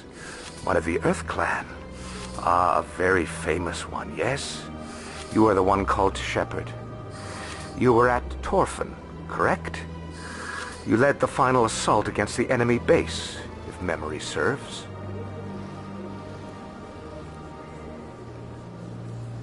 You've got me at a disadvantage here. Forgive me, Earth Clan. My name is Barla Vaughn. My job makes it necessary for me to keep informed. I am a financial advisor to many important clients here on the Citadel. When someone as important as yourself arrives on the station, I take notice.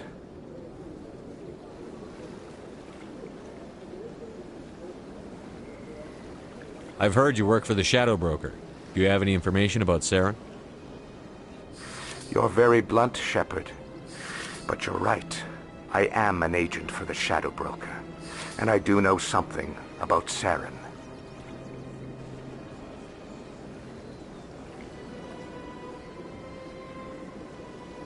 I hear your information can be expensive. Normally, this information would cost a small fortune, but these are exceptional circumstances, so I am going to give it to you for free. What's the catch? There is no catch. The Shadow Broker is quite upset with Saren right now.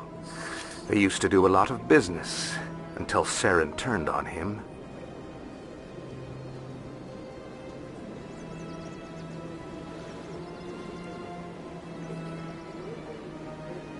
That's what happens when you deal with a traitor like Saren. No matter what you think of Saren, he's not stupid. He knows the Shadow Broker is a valuable ally. Turning on him doesn't make sense. Not unless something huge was at stake. I don't know the details, but the Shadow Broker hired a freelancer to deal with it. A Krogan mercenary.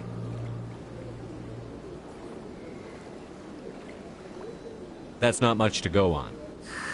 I just told you that the most famous Spectre in the galaxy betrayed the Shadow Broker. Quite a bargain, considering the price. Speak with the Krogan if you want to learn more. I heard he was paying a visit to Citadel security. If you hurry, you might catch him before he leaves the Academy. Isn't it strange that a Krogan would want to speak with C-Sec? Very. However, I doubt the visit was entirely his choice. You'll need to speak with him if you want to know more. Tell me more about your job. Galactic finance is incredibly complex. A mix of laws and regulations from dozens of interstellar economies. I'm an expert in how all these economies interact. For a fee, I share my expertise. I also offer premium services for those clients who need someone to conduct business without drawing unwanted attention. Discreet and efficient. That's my motto. Sounds pretty shady. Everything I do falls completely within the bounds of interstellar commerce law. Even so, many of my clients would prefer their transactions remain undisclosed. For example, suppose a Hanar ambassador was petitioning the Council to reduce tariffs on Hanar goods. How would it look if he had money invested in a Hanar exporting company? Even if his true motives were to help his people, he would be accused of advancing the petition for his own personal gain. I can keep his personal finances private.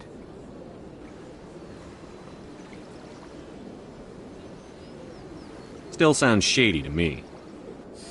Then we can only hope he will never be cursed with a large enough fortune to require my services.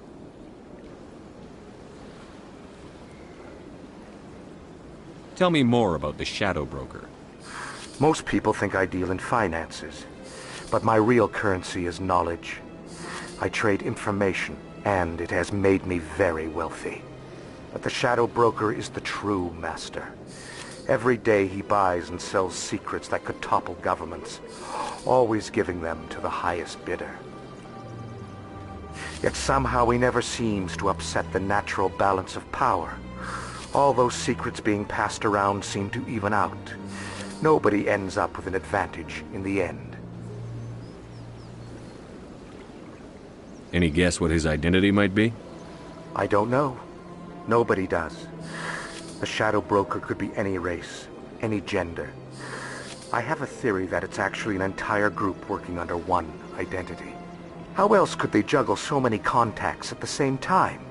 How else could they keep all that information from getting crossed? But they've got the perfect setup. Every government is forced to play their game so they don't get behind.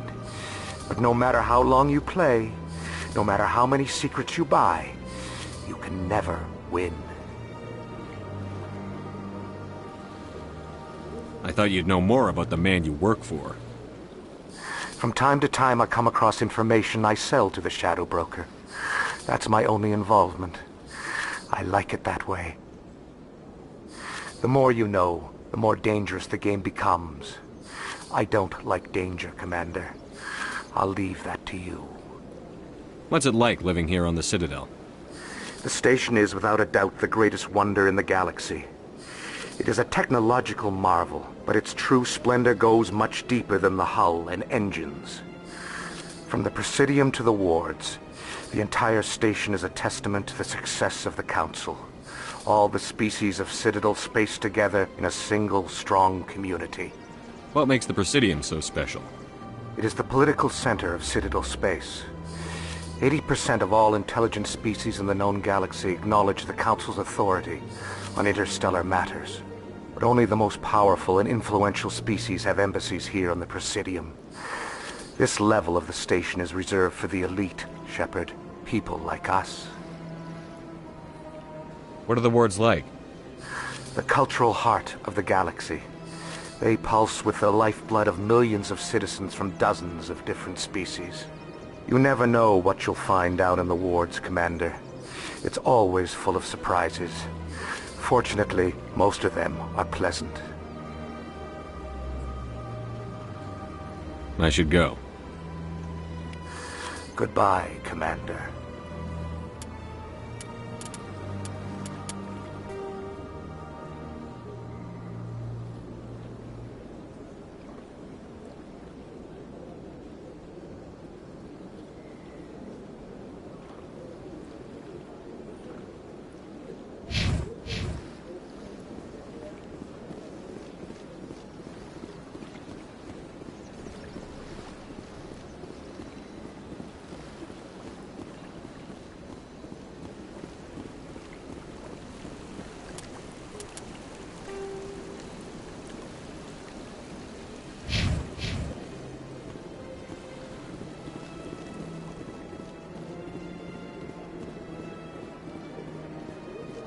Ah, human. This one is greatly pleased to see you here in my decadent emporium.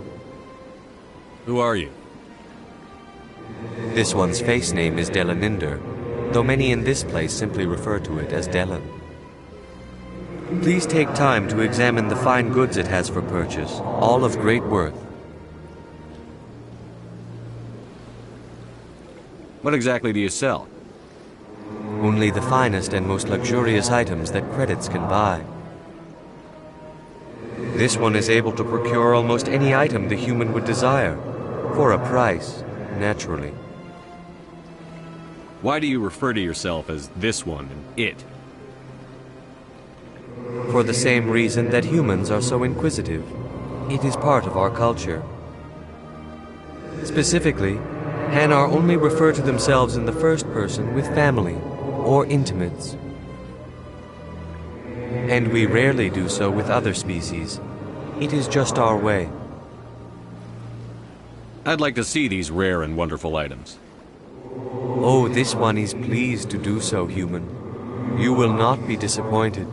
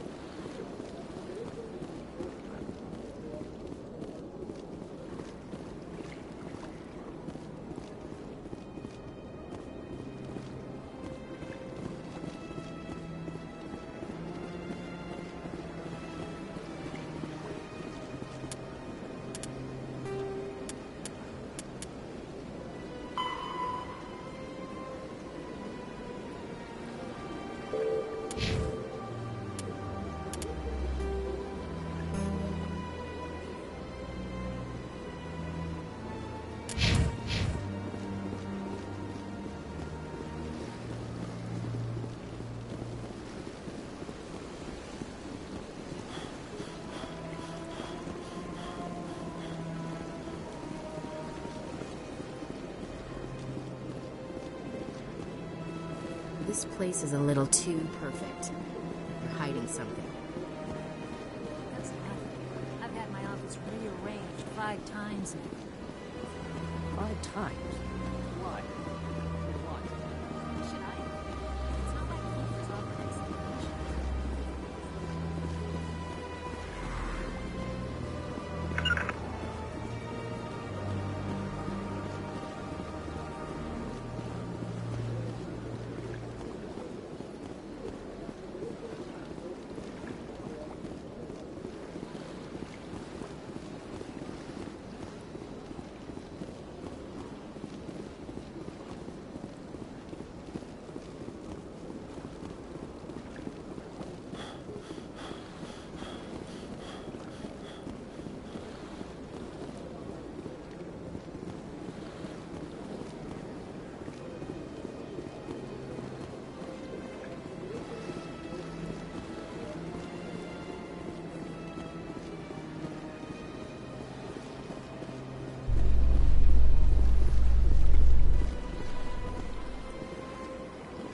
In light of the recent attack on Eden Prime, many colonial investors are pulling their support for future projects. Proponents of expanded human colonization insist that Eden Prime was an isolated case. Nevertheless, colonist enrollment has dropped sharply. Many colonial proposals are on hold until backers have some reassurance that human colonies will be adequately protected.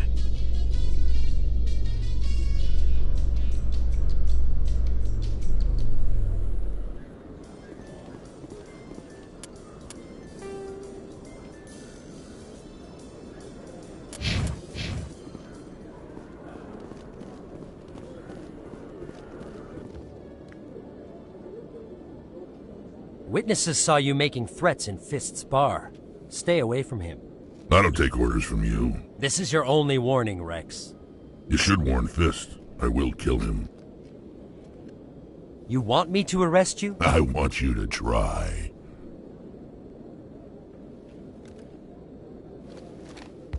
Go on. Get out of here. Yes, human.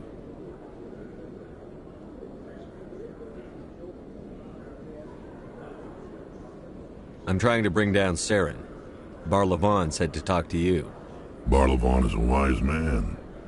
We may share a common goal, human. Enlighten me. I've been hired to kill the owner of Korra's Den, a man named Fist. He did something very foolish. What did he do? He betrayed the Shadow Broker. A Quarian showed up here on the Citadel. She was on the run. She wanted to trade information for a safe place to hide, so she went to Fist. He promised to arrange a meeting between her and the Shadow Broker. Instead, he contacted Saren.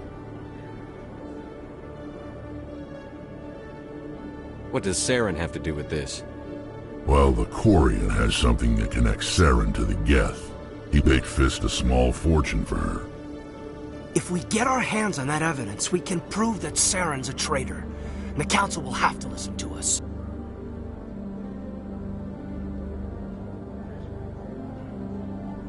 Saren might already have her. Last I heard, Fist still had her. Probably somewhere inside his club. You help me kill Fist, she's all yours.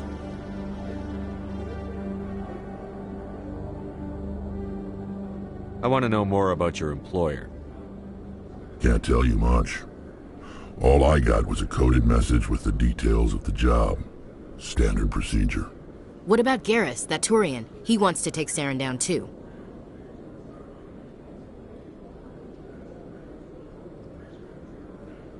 He might come in handy.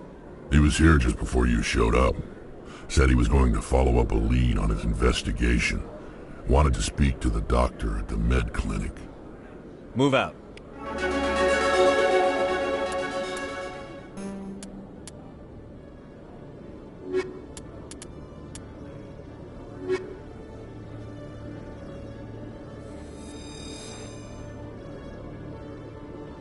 Every time I visit the Citadel, C-Sec brings me here for a friendly chat.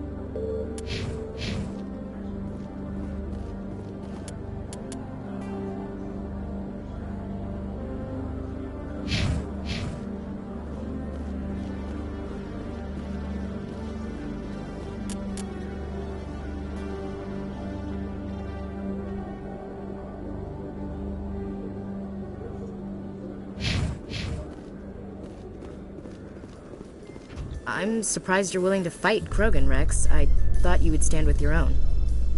Anyone who fights us is either stupid or on Saren's payroll. Killing the latter is business. Killing the former is a favor to the universe.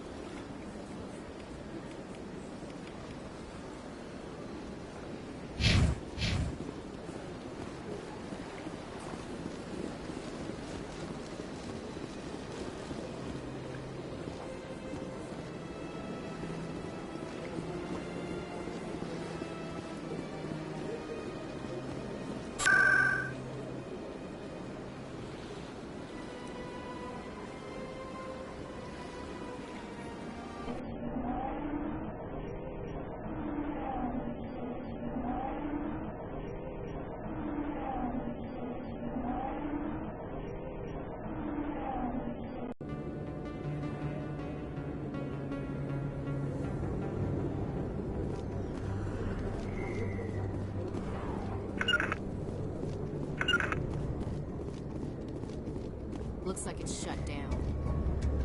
Fist knows we're coming.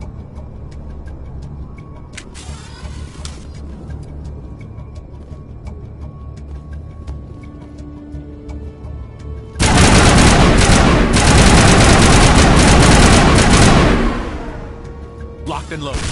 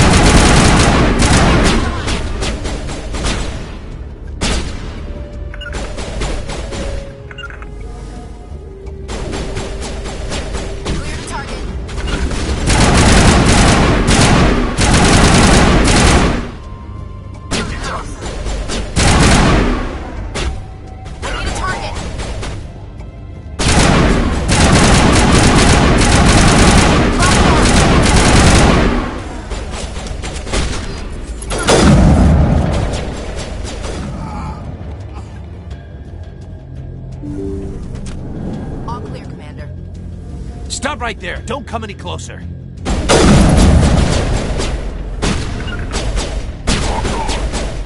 Not acquired.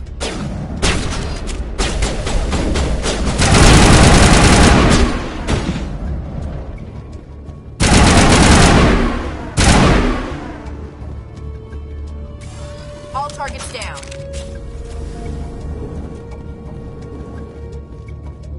Why do I have to do everything? Time that died. Not now, Shepard. Enemies everywhere!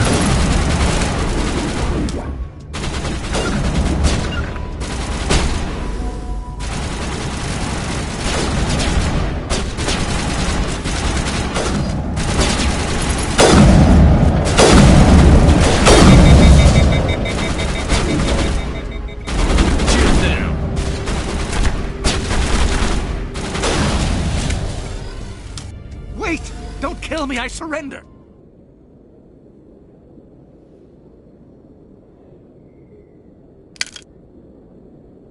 Where's the Quarian?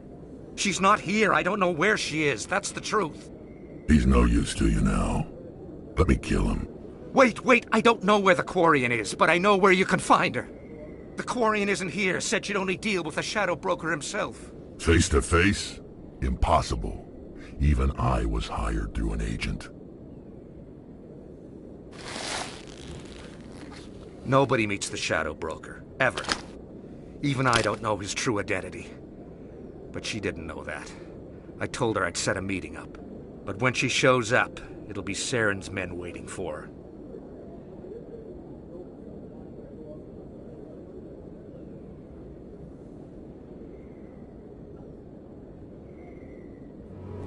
Give me the location.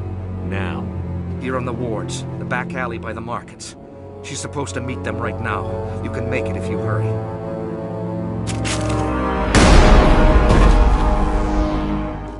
Drop the gun, Krogan. The Shadow Broker paid me to kill him. I don't leave jobs half done.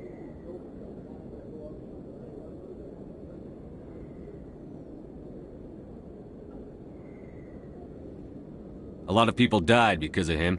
He had it coming. Now let's move. We have to save that Quarian.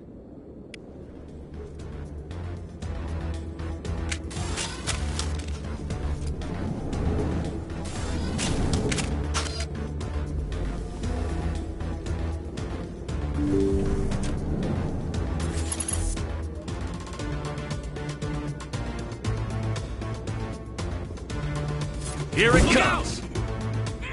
I'm on it!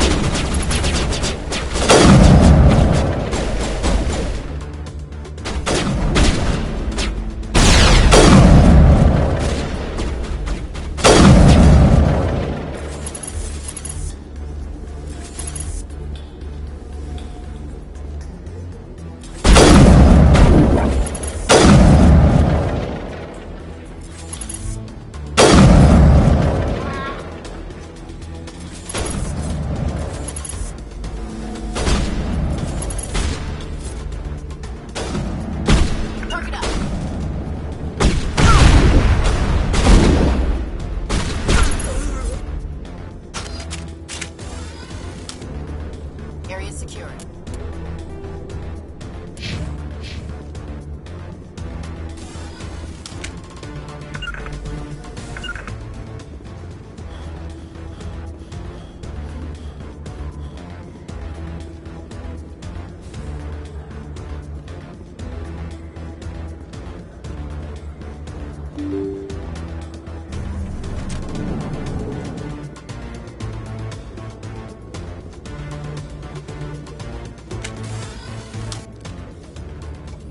Did you bring it?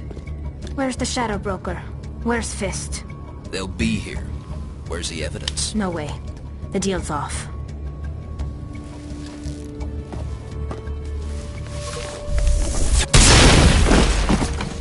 Enemy sighted.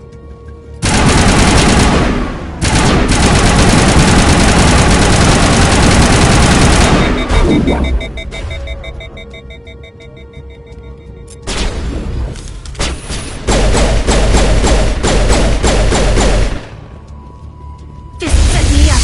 I knew I couldn't trust him.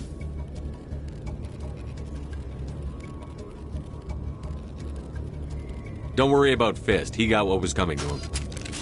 Then I guess there are two things I need to thank you for. Who are you?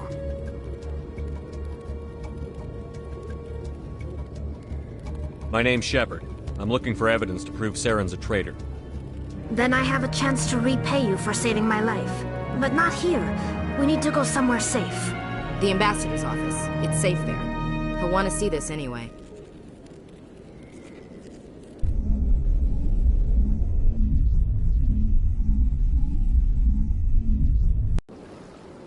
You're not making my life easy, Shepard. Firefights in the wards, an all-out assault on Korra's den. Do you know how many... Who's this? The Quarian? What are you up to, Shepard?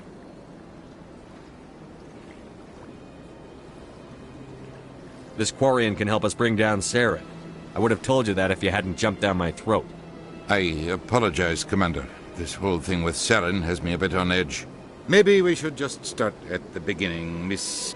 My name is Tali. Tali Zora Naraya. We don't see many Quarians here. Why did you leave the flotilla? I was on my pilgrimage. My rite of passage into adulthood. I've never heard of this before. It is a tradition among my people. When we reach maturity, we leave the ships of our parents and our people behind. Alone, we search the stars, only returning to the flotilla once we have discovered something of value. In this way, we prove ourselves worthy of adulthood. What kinds of things do you look for? It could be resources like food or fuel, or some type of useful technology, or even knowledge that will make life easier on the flotilla. Through our pilgrimage, we prove that we will contribute to the community, rather than being a burden on our limited resources.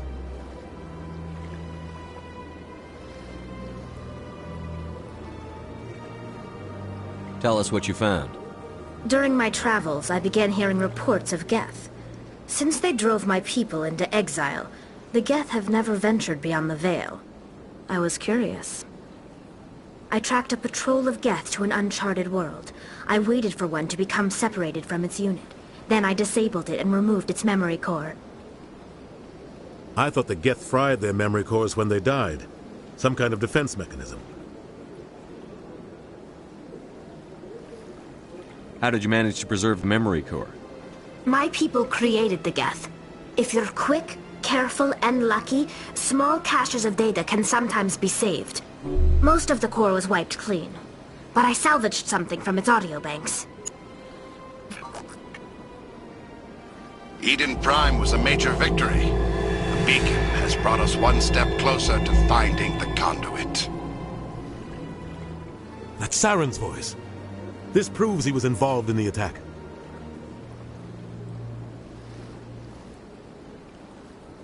He said Eden Prime brought him one step closer to finding the conduit. Any idea what that means? The conduit must have something to do with the beacon. Maybe it's some kind of Prothean technology. Like a weapon. Wait, there's more. Saren wasn't working alone. Eden Prime was a major victory. The beacon has brought us one step closer to finding the conduit. And one step closer to the return of the Reapers.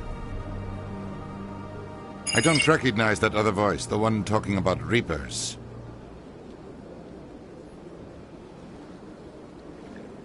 Are they some kind of new alien species?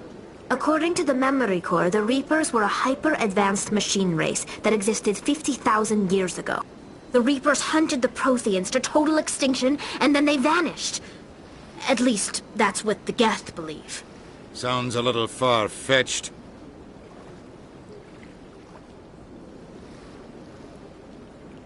The vision on Eden Prime. I understand it now. I saw the Protheans being wiped out by the Reapers. The Geth revere the Reapers as gods, the pinnacle of non-organic life. And they believe Saren knows how to bring the Reapers back. The Council is just going to love this.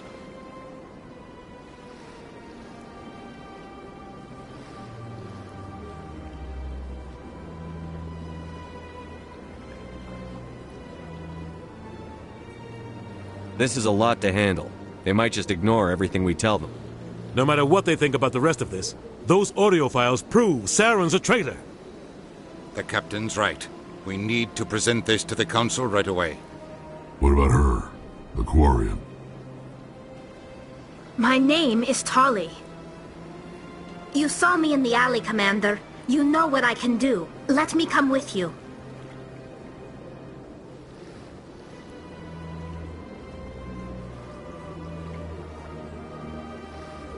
I thought you were on your pilgrimage. The pilgrimage proves we are willing to give of ourselves for the greater good. What does it say about me if I turn my back on this? Saren is a danger to the entire galaxy. My pilgrimage can wait. I'll take all the help I can get. Thanks. You won't regret this. Anderson and I will go ahead to get things ready with the Council. Take a few minutes to collect yourself, then meet us in the tower.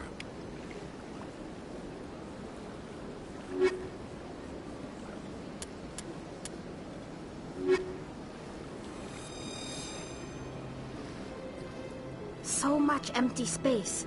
1,000 of my people could live here and hardly even see each other. I get the feeling they're not used to seeing Krogan walking around up here.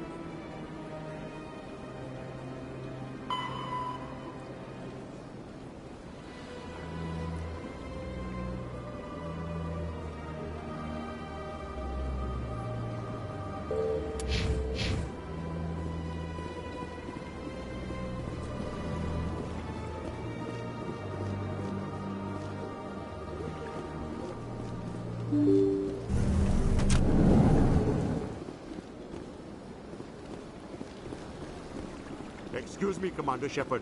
Could you spare a moment of your time? Commander Shepard, my name is Samesh Bhatia. Forgive the intrusion, but I have nowhere else to turn. What do you need? My wife was a Marine. She was in the 212 on Eden Prime. I've requested that my wife's body be returned to me for cremation, but the military has refused my request. Why did they refuse your request? There's got to be some reason. I don't know. All I know is that they have declared it impossible for my wife to be returned to me.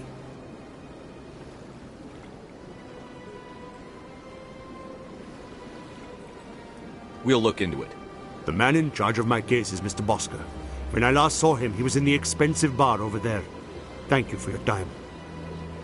I just want to give my wife a proper funeral, and the respect she deserves.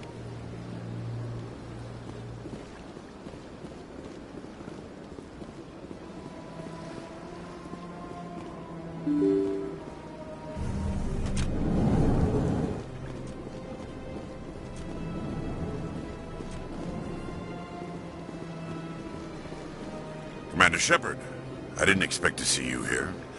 Did Ambassador Udina send you? Have we met before? No, but I know you well enough. I'm Executor Palin, head of CSEC. It's my job to know when someone like you arrives on the Citadel. Was there something you needed, Commander? I get the feeling you're not too fond of humans. No, I just don't trust your kind. Not yet. You humans are eager to take all the power you can get, and you're being given a lot. If the Council wants to make humanity their new favorite pet, that's their business. But I don't have to like it. The Council treats us like second-class citizens. We have to fight for everything we get. Good. Then fight for it. But don't expect the rest of us to just sit back and let you take it. I'm a busy man, Commander. Are we done here?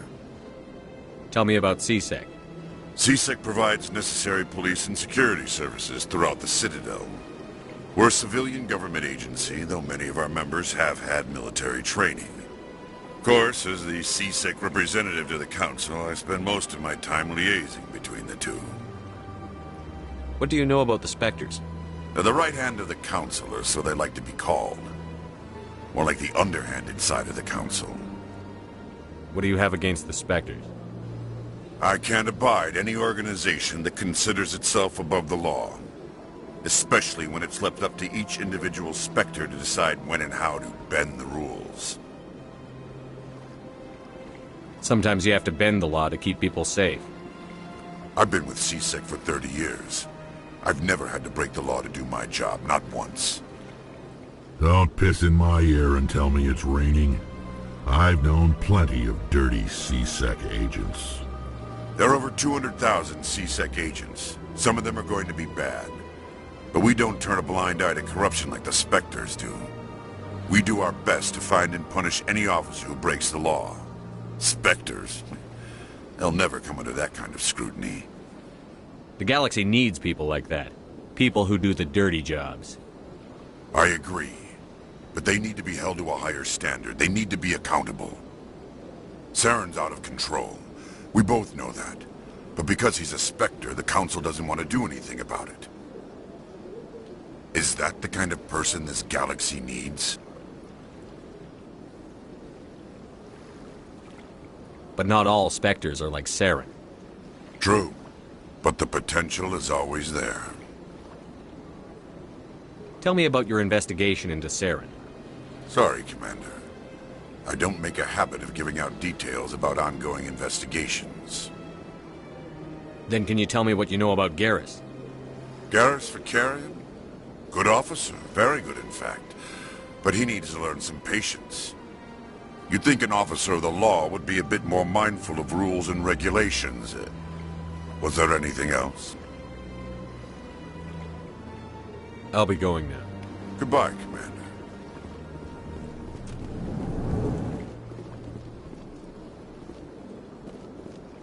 My goodness, you're Commander Shepard. Your activities made for quite a briefing in the Diplomatic Corps.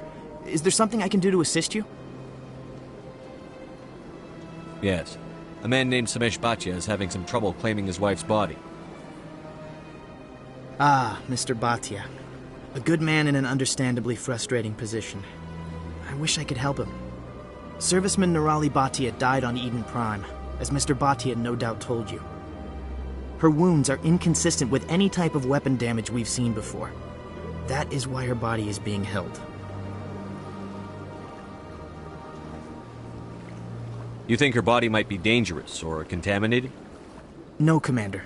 Nirali Bhatia is not dangerous. Her body is in fact extremely valuable to the Alliance. The tests we're conducting may lead to better defenses against Geth attacks. Respectfully, Serviceman Bhatia may save more lives in death than she did in life.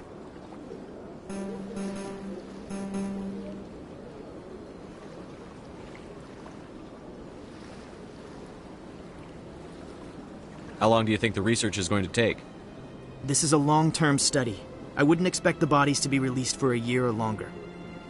You've got to have a lot of bodies. Can't you release one? Very few bodies had this new type of weapon damage, and very few were in good enough condition to study. Beyond that, Commander, we need as many bodies as we can to get a reasonable sample size. When will this research result in actual new technology? If we're lucky, we'll actually realize usable technology from this study in a few years.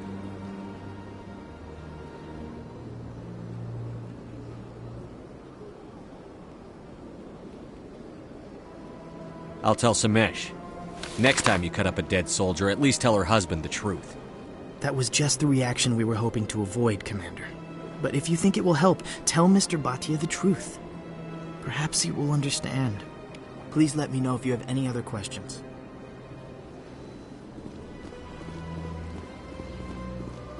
This place seems strange. I wish there were more humans around. What do you want? Oh, Commander. Is there something I can do for you? What can you tell me about the Asari consort? Well, she's an Asari who works here as... That is, she helps people with things. You've never been, have you, boy? No, I never did. I couldn't afford it. It costs half a year's credits just to go in and talk to her. Can you at least tell me where I can find her? Sure. She's across the bridge from the embassies.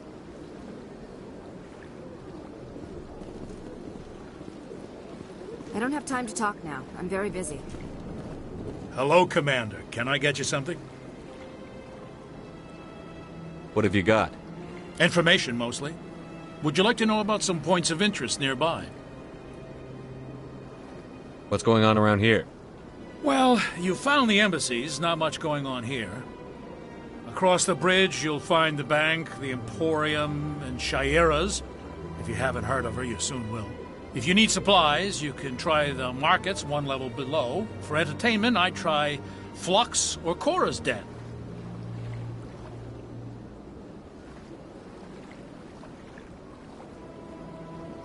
What is Shaira's? The consort, she entertains clients who can afford her services. Most of the diplomats and ambassadors have visited her at one time or another. She's a very powerful woman, but also very respected. Tell me about Flux and Cora's Den. Well, Flux has gambling and dancing, certainly more lively than this place. Cora's Den, on the other hand, well, let's just say it's livelier and deadlier, all at the same time. Goodbye. So long, Commander. Have a pleasant day.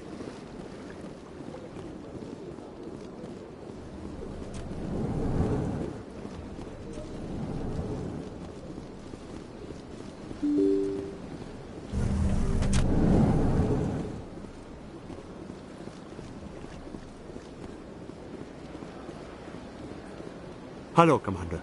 Has any progress been made with Mr. Bosker? Will he return my wife's body? Tell me again what you'd been told about your wife. As I said, I've been told nothing. I don't understand why they won't release her body to me. Where can I find this Mr. Bosker? He was in the expensive bar. Not yet. I'll Thank be back. you, Commander. Hello, Commander. Has any progress been made with Mr. Bosker? Will he return my wife's body? It's not as simple as I'd hoped. The military needs your wife's body for important tests. Tests? They're holding my wife's body for tests? My wife served the Alliance faithfully. She gave her life for humanity. And this is how they repay her.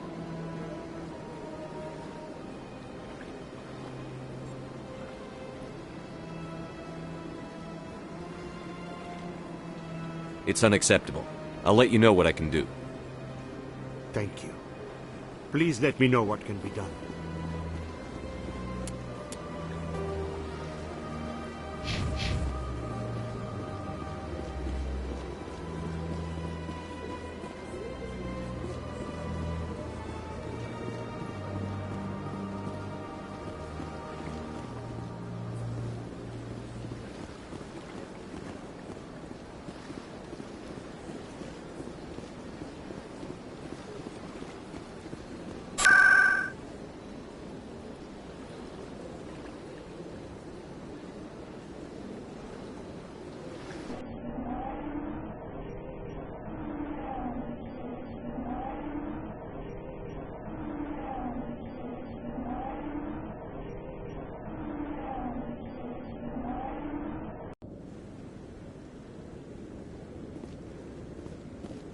Not a lot of security here.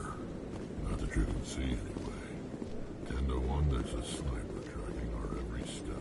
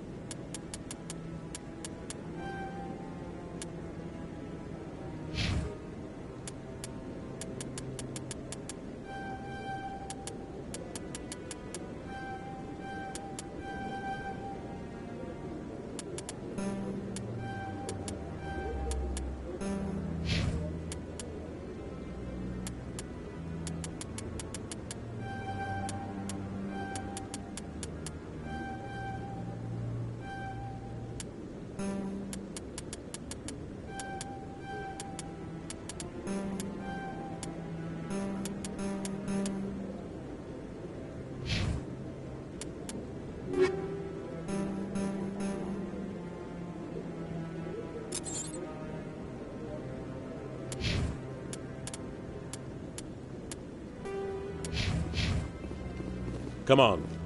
Udina's presenting the Quarians' evidence to the Council. Eden Prime was a major victory. The beacon has brought us one step closer to finding the conduit. And one step closer to the return of the Reapers. You wanted proof? There it is. This evidence is irrefutable, Ambassador. Saren will be stripped of his Spectre status, and all efforts will be made to bring him in to answer for his crimes. I recognize the other voice, the one speaking with Saren. Matriarch Benezia. Who's she? Matriarchs are powerful Asari who have entered the final stage of their lives. Revered for their wisdom and experience, they serve as guides and mentors to my people. Matriarch Benezia is a powerful biotic, and she had many followers. She will make a formidable ally for Saren. I'm more interested in the Reapers. What do you know about them? Only what was extracted from the Geth's memory core. The Reapers were an ancient race of machines that wiped out the Protheans. Then they vanished.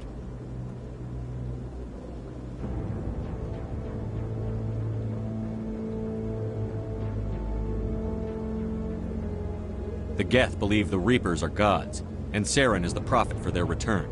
We think the conduit is the key to bringing them back. Saren's searching for it. That's why he attacked Eden Prime.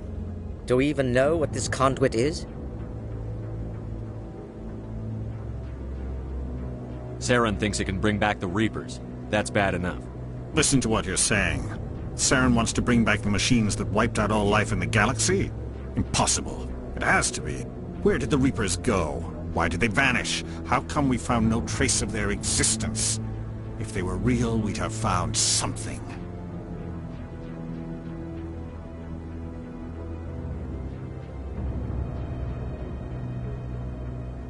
I tried to warn you about Saren, and you refused to face the truth.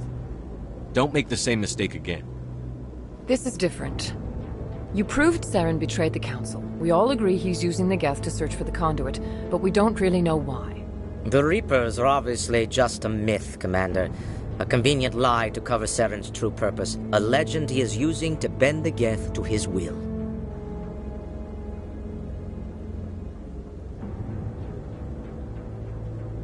"50,000 years ago, the Reapers wiped out all galactic civilization. If Saren finds the conduit, it will happen again. Saren is a rogue agent on the run for his life. He no longer has the rights or resources of a Spectre. The Council has stripped him of his position. That is not good enough.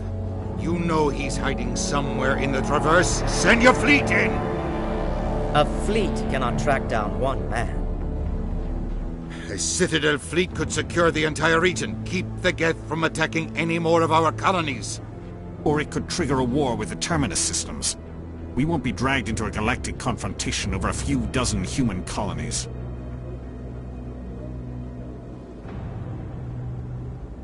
Every time humanity asks for help, you ignore us. Shepard's right. I'm sick of this council and its anti-human bull... Ambassador, there is another solution. A way to stop Saren that does not require fleets or armies. No, it's too soon.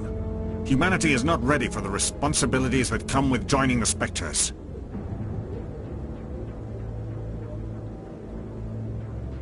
I faced Saren on Eden Prime and exposed him for a traitor. I've proven myself.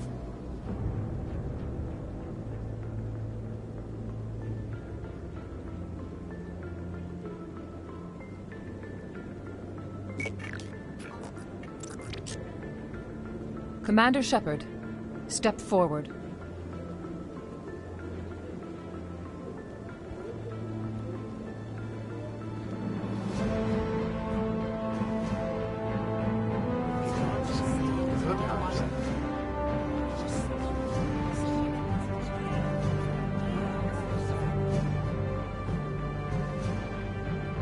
It is the decision of the Council that you be granted all the powers and privileges of the Special Tactics and Reconnaissance Branch of the Citadel.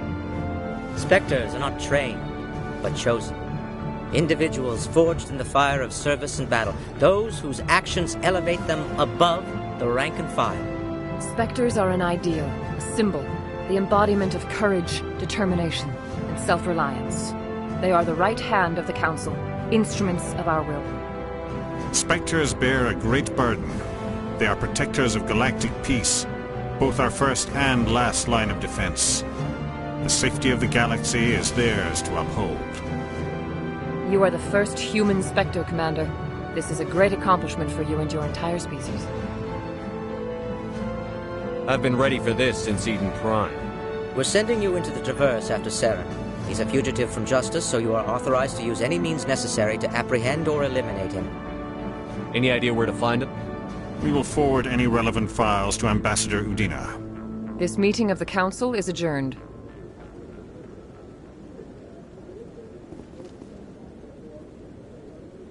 Congratulations, Commander. We've got a lot of work to do, Shepard. You're going to need a ship, a crew, supplies. You'll get access to special equipment and training now. You should go down to the C-Sec Academy and speak to the Spectre Requisitions Officer. Anderson, come with me. I'll need your help to set all this up.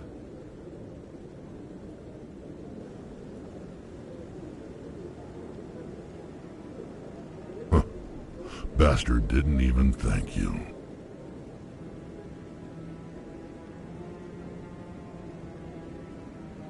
He's got a lot on his mind. Come on.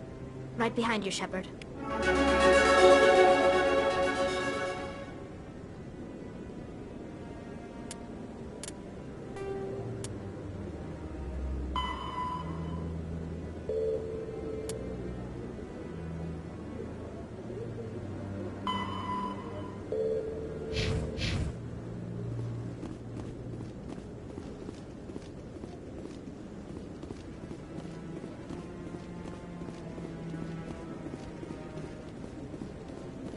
Oh, it's you again.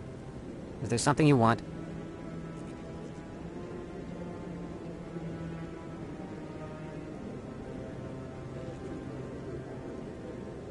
I'll leave you alone. Thank you.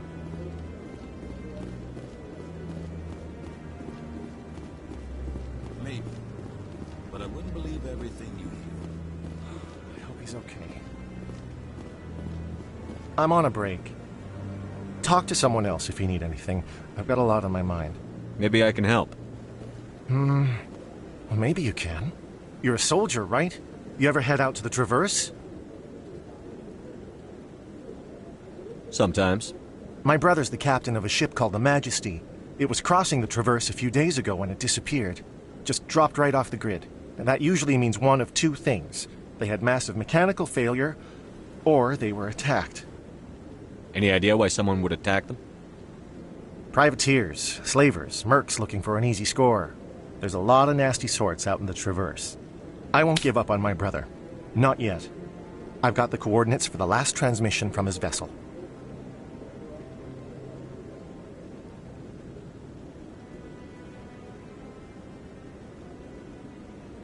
What kind of ship was it? Don't let the name fool you. The Majesty's just a small trading vessel, only a handful of crew. But he kept it in good condition. I don't think mechanical failure is too likely. But they don't have any real weapons or shields. If anyone did come after them, the Majesty'd be a sitting duck. What's in this for me? I can't afford to pay you anything. If I had that kind of cash, I'd have hired a recovery team to track him down already. Maybe you could look into this as a personal favor, you know? We humans have to stick together. Isn't anyone else looking into this? My brother's just a small independent trader. Ships like his disappear in the Traverse all the time. Give me the coordinates. I'll forward them to your ship right away. Please let me know as soon as you find him.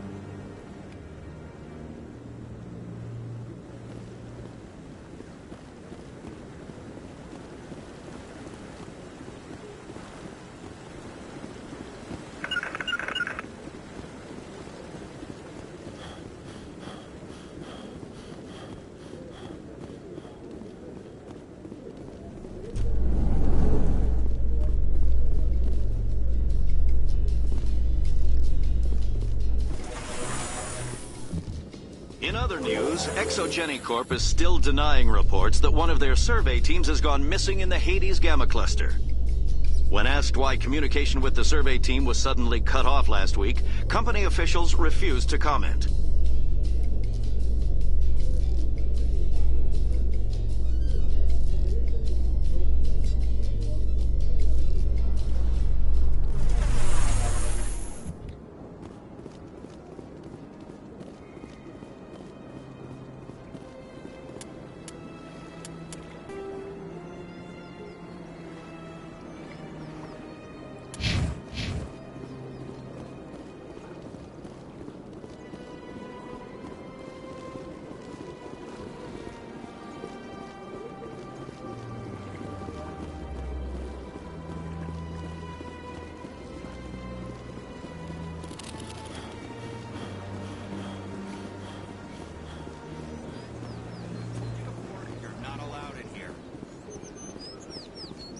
one believes it has the right to move freely through this area.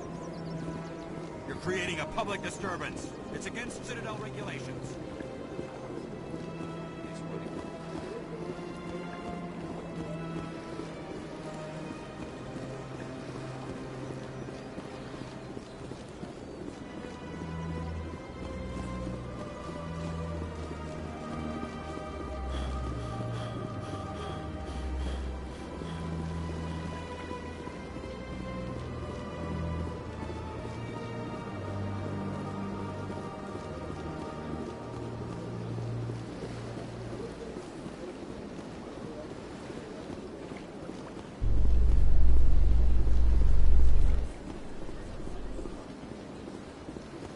You Quarians messed up the whole galaxy when you let the Geth break free.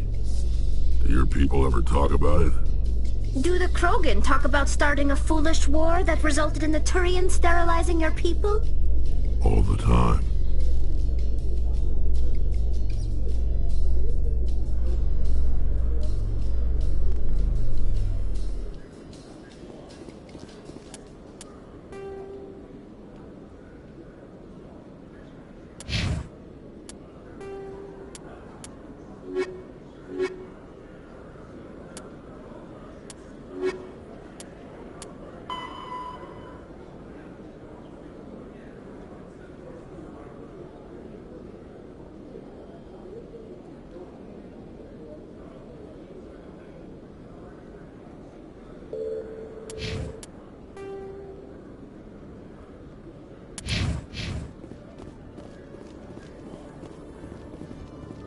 Congratulations, Shepard. Heard they made you a Spectre. I'm glad somebody got the Council to see Saren for what he really is. I appreciate that, Garrus. I resigned from C-Sec after the Council ignored my investigation. I was sick of all the politics. You're the only one who seems to be doing anything about Saren. Let me come with you. You're a Turian. Why do you want to bring him down? I couldn't prove it in my investigation, but I knew what was really going on. Saren is a traitor to the Council and a disgrace to my people.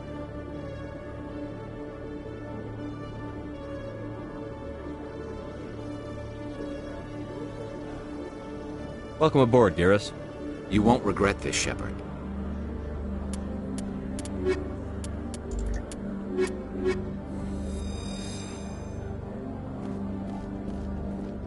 A Salarian excavation team has run into an unexpected problem after unearthing a Prothean dig site.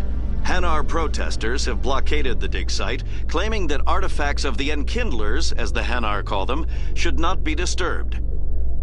The excavation team has appealed to Hanar representatives on the Citadel to reach a diplomatic solution.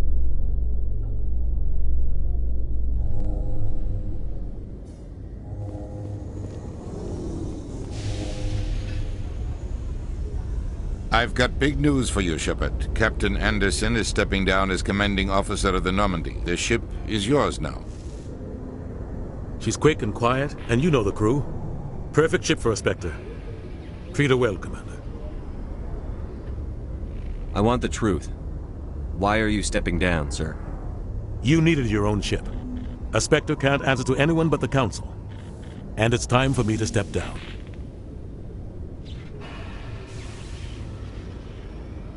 Come clean with me, Captain. You owe me that much. I was in your shoes 20 years ago, Shepard. They were considering me for the Spectres. What happened? I failed. I couldn't make the cut. It's not something I'm proud of. Ask me later and I'll tell you the whole story. For now, all you need to know is, I was sent on a mission with Saren, and he made sure the Council rejected me. I had my shot. It came and went. Now you have a chance to make up for my mistakes. What kind of leads do we have? Saren's gone. Don't even try to find him. But we know what he's after. The Conduit. He's got us Geth scouring the Traverse looking for clues.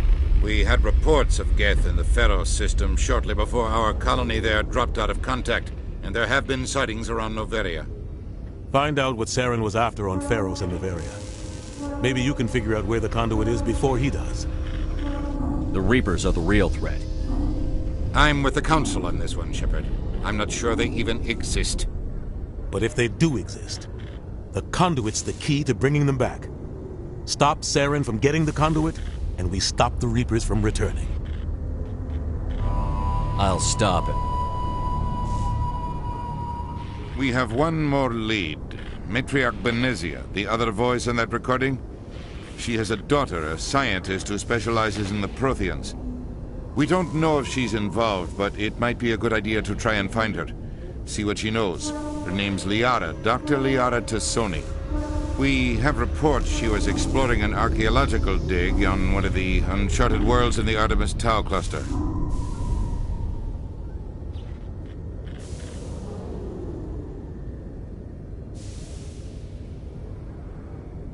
Sounds like we should head for the Artemis Tau cluster.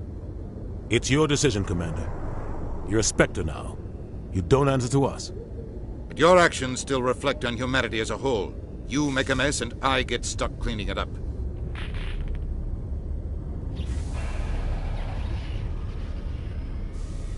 I'll do whatever it takes to stop Saren.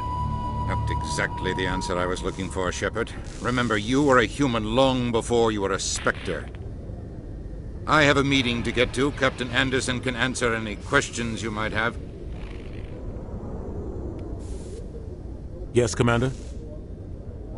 How are you holding up?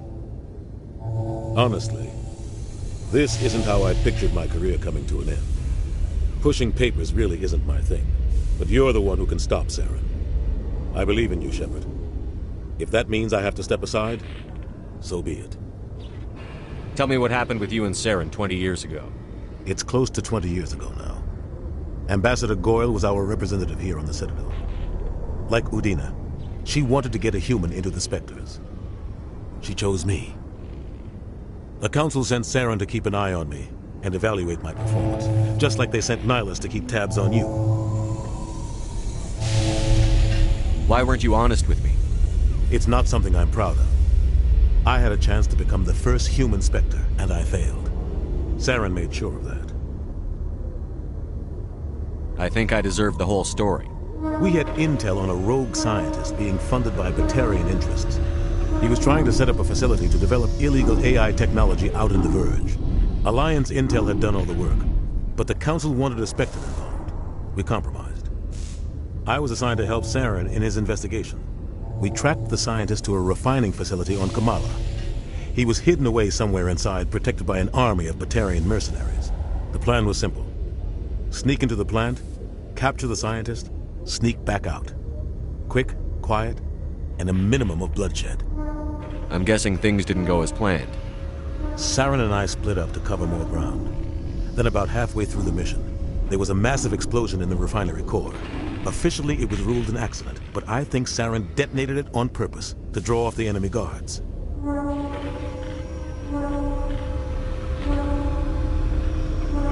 How many casualties? The explosion tore the refinery to shreds. The whole place was on fire. Black chemical clouds poured out into the atmosphere. Nobody inside survived. There was a camp for the workers and their families nearby. Between the fires and the toxic fumes, the final death count was over 500. Mostly civilians. Saren didn't care. The target was eliminated, mission accomplished, and I ended up taking the blame. That ended all talk of me joining the Spectres. Saren caused the explosion. How'd he pin it on you? In his report, Saren accused me of blowing his cover. He said it was my fault the guards were ready for us. He claimed that's why it turned into a massacre. Saren's report was all the proof the Council needed to kill my chances of becoming a Spectre. Don't blame yourself, Captain. I don't. I blame Saren. I think he wanted things to go bad. He was looking for an excuse to blow that refinery. Maybe he just likes the violence. Maybe he was just trying to make me look bad to keep humans out of the Spectres. If so, he pulled it off. Why'd you let him get away with it? Who do you think the Council was going to listen to? Me? Or their best agent? I had a bad feeling about him right from the start. I should have been more careful. Maybe I could have stopped things before they got out of hand. The only thing I care about is stopping Saren. You're right, Commander. It's no good living in the past. I want to know the truth about you and Saren. I want to know about the mission you were on together all those years ago. We had intel on a rogue scientist. We tracked. The plan was simple. I'm guessing things didn't go as planned. Officially, it was ruled an accident, but I think Saren detonated it. Sounds like overkill. Saren, you're right, Commander. I should go.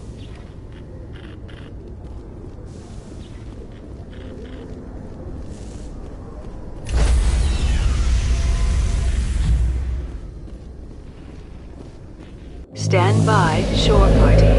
Decontamination in progress.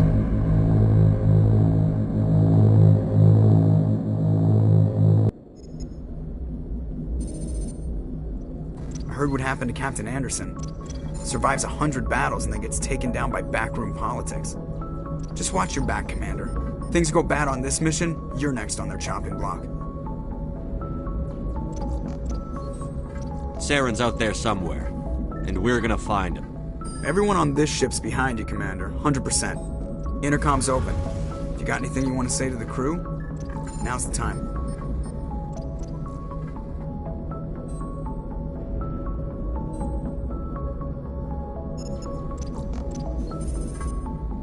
This is Commander Shepard speaking. We have our orders. Find Saren before he finds the conduit. I won't lie to you, crew. This mission isn't going to be easy.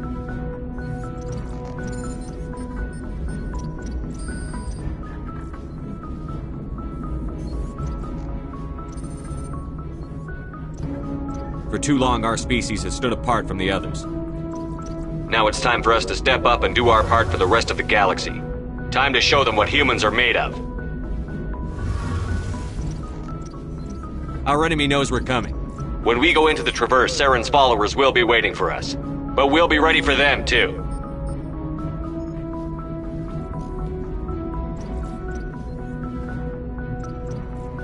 Humanity needs to do this. Not just for our own sake, but for the sake of every other species in Citadel space. Saren must be stopped. And I promise you all, we will stop him. Well said, Commander. Captain will be proud.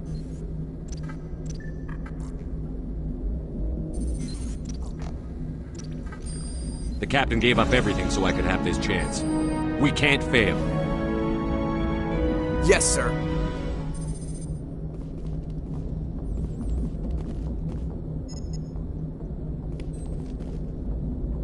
Commander, something you need?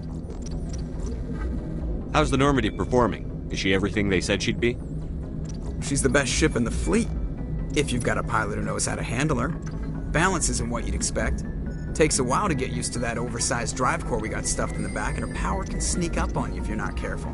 The Normandy's probably too much ship for your average Alliance pilot, Commander. Lucky for you, I'm anything but average. I like to know my crew. Mind if I ask you a few questions? I can see where this is going. You did a background check on me, didn't you? Well, I'll tell you the same thing I told the captain. You want me as your pilot. I'm not good. I'm not even great. I am the best damn helmsman in the Alliance fleet. Top of my class in flight school, I earned that. All those commendations in my file, I earned every single one. Those weren't given to me as charity for my disease. I'm sorry, Joker. I didn't even know you were sick. You mean you didn't know? Oh, crap. Okay, I've got Vrolik syndrome, brittle bone disease. The bones in my legs never develop properly. They're basically hollow, too much force and they'll shatter. Even with crutches and my leg braces, it's hard to get around. One wrong step and crack! It's very dramatic. But I've learned to manage my condition, Commander. Put the Normandy in my hands and I'll make her dance for you. Just don't ask me to get up and dance unless, you like the sound of snapping shin bones. Why does everyone call you Joker? It's a lot shorter than saying Alliance Flight Lieutenant Jeff Moreau. Plus, I love to make little children laugh.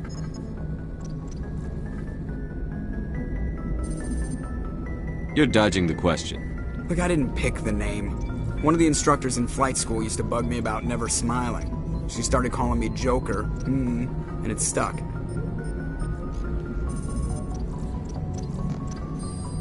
Why didn't you ever smile? Hey, I worked my ass off in flight school, Commander. The world's not gonna hand you anything if you go around grinning like an idiot. By the end of the year, I was the best pilot in the academy, even better than the instructors, and everybody knew it. They'd all got their asses kicked by the sickly kid with the creaky little legs. One guess who was smiling at graduation? I need to know more about this Vrolik syndrome if I'm putting my ship in your hands. Yeah, of course you do.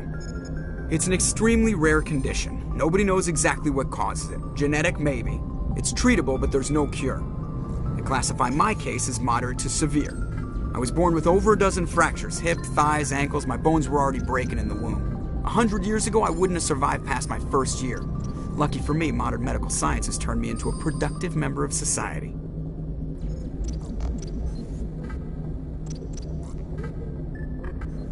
You're not gonna break a bone trying to fly the ship, are you? I don't fly with my feet, Commander, so I'm fine as long as I'm in this chair. I gotta be real careful when I get up to take a piss, though. I can do my job as well as anyone on the ship. Better, actually. So don't worry about it. I'm not trying to make you uncomfortable. Let's talk about something else. Whatever you want, Commander. How'd you end up joining the Alliance? Look, if you're looking for an inspirational tale of the crippled kid overcoming impossible odds, you're gonna be disappointed. My mother was a civilian contractor working for the Alliance. I basically grew up on the Arcturus station back when they were building up the fleets. Spend all that time around Alliance ships, there's a good chance you'll end up going to the Academy. I have to go. Alright, see you.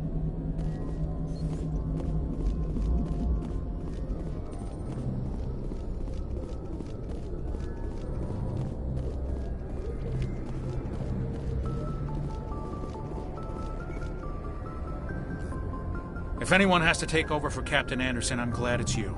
I'm not sure about having non-humans on our ship, though. We're all on the same team here, Presley. With all due respect, sir, that's what they said about Nihilus. Look how that turned out. I'm in charge here, Presley. I decide if we have non-humans on this vessel. Yes, sir. Understood, sir. Speak freely, Presley. I want to know if you have a problem with non-humans.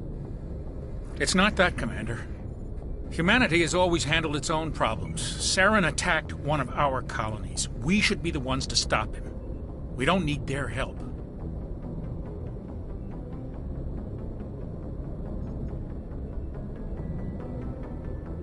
Some people think asking for help is a sign of weakness. That's just being stupid and stubborn. No matter how strong you are, allies can make you stronger. I guess so. Maybe I'm just stuck in the old ways of thinking. But don't worry, Commander. This won't be a problem. How did you end up assigned to the Normandy? I signed up with the Alliance as a navigator right out of school, following in my grandfather's footsteps, I guess. My first posting was on the Agincourt. We were at Elysium during the Skillian Blitz. A massive fleet of alien raiders hit the colony, trying to wipe it out. They had the numbers, but their ships were no match for an Alliance frigate. It was a slaughter. We couldn't even keep track of how many ships they lost. How'd you end up on the Normandy? I got my officer's commission after Elysium. Must have made an impression on the right people. Captain asked for me when he was picking his crew. Carry on, Presley. Yes, sir.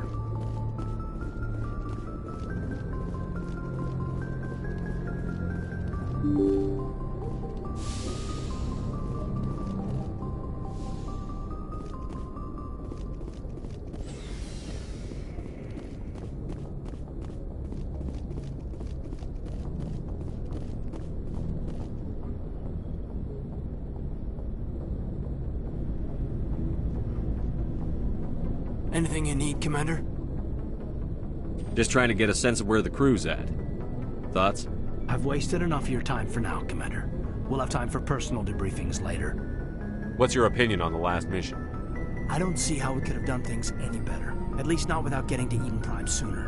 And we were on the scene faster than any other Alliance ship could have been. What's your opinion on the last mission? I don't see how we could have... And we were on the scene faster... We'll talk another time. Commander?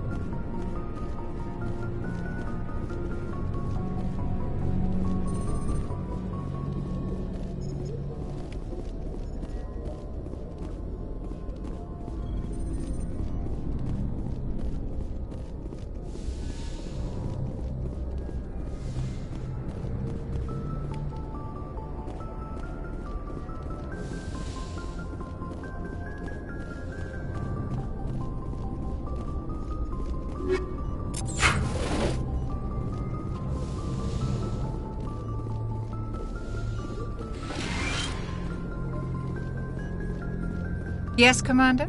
Is there something you need? How did you end up serving on an Alliance ship? I enlisted right out of med school. I wanted to... But humanity needs the Alliance if we want to keep I should go. Goodbye, Commander.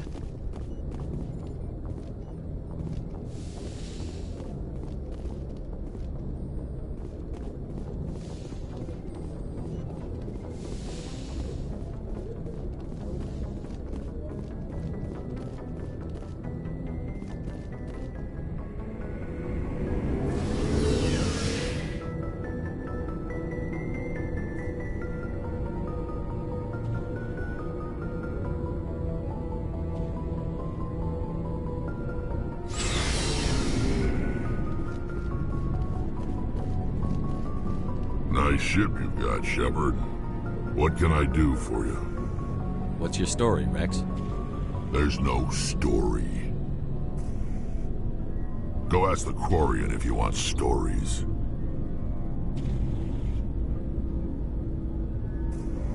You Krogan live for centuries. Don't tell me you haven't had a few interesting adventures. Well, there was this one time the Turians almost wiped out our entire race. That was fun. I heard about that. You know, they almost did the same to us. It's not the same. It seems pretty much the same to me. So your people were infected with a genetic mutation? An infection that makes only a few in 1,000 children survive birth? And I suppose it's destroying your entire species?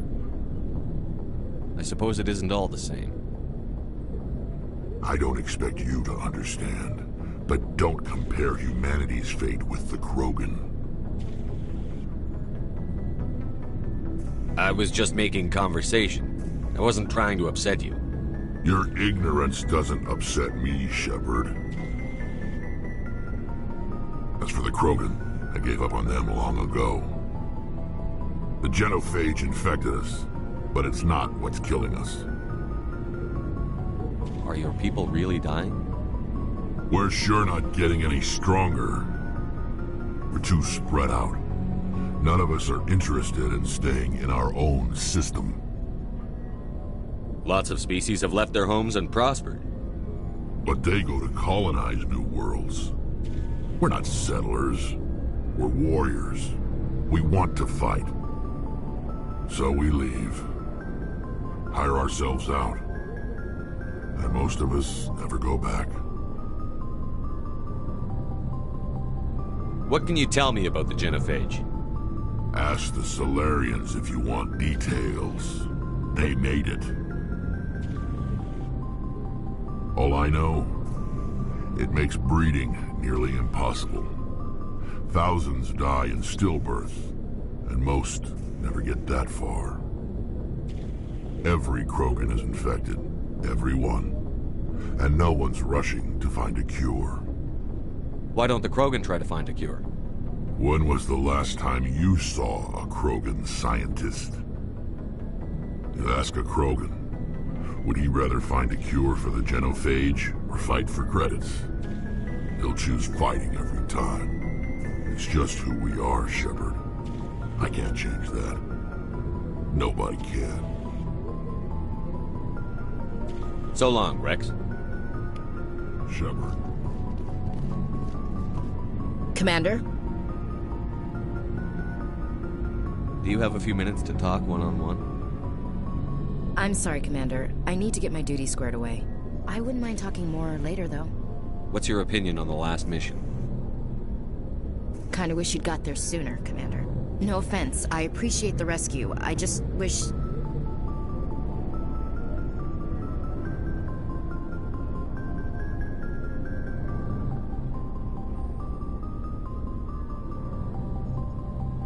We came as soon as we got the distress call, even with the fastest ship in the fleet. You did the best you could, Commander. It's my fault. If I had been more alert, we wouldn't have been cut down by an ambush. The Geth are perfect ambushers. They don't move, they don't make noise, they don't even breathe. Sir, they have flashlight heads. I'll make sure it doesn't happen again.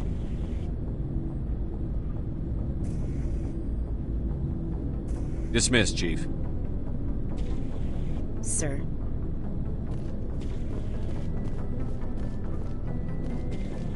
Thanks for bringing me on board, Commander. I knew working with the Spectre would be better than life at CSEC. Have you worked with a Spectre before? Well, no, but I know what they're like. Spectres make their own rules. You're free to handle things your way. At CSEC, you're buried by rules. The damn bureaucrats are always on your back. For the most part, the rules are there for a reason. Maybe. But sometimes it feels like the rules are only there to stop me from doing my work. If I'm trying to take down a suspect, it shouldn't matter how I do it, as long as I do it. But CSEC wants it done their way. Protocol and procedure come first. That's why I left. So you just quit because you didn't like the way they do things? There's more to it than that. It didn't start out bad, but as I rose in ranks, I got saddled with more and more red tape. CSEC's handling of Saren was typical. I just couldn't take it anymore. I hate leaving.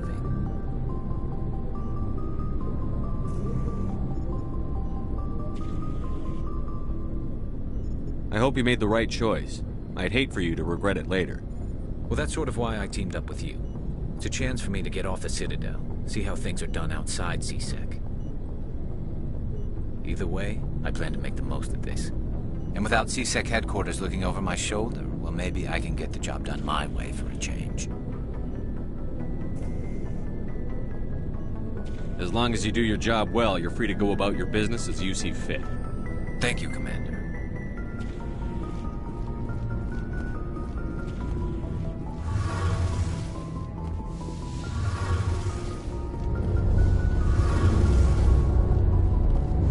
Your ship's amazing, Shepard.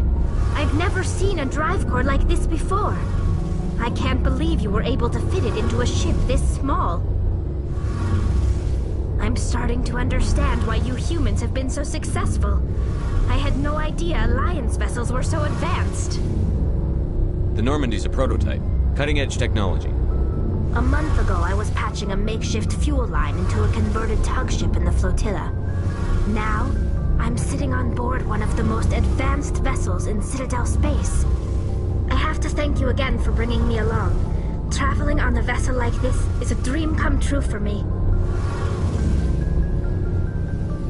I had no idea you found ship technology so interesting. It comes with being a Quarian. The migrant fleet is the key to the survival of my people. Ships are our most valuable resource. But we don't have anything like this. We make do with cast-offs and second-hand equipment. We just try to keep them running for as long as we can. Some of the fleet's larger vessels date all the way back to our original flight from the Geth. I can't believe your fleet's still using ships that are 3 centuries old. They're constantly being repaired, modified, and refitted.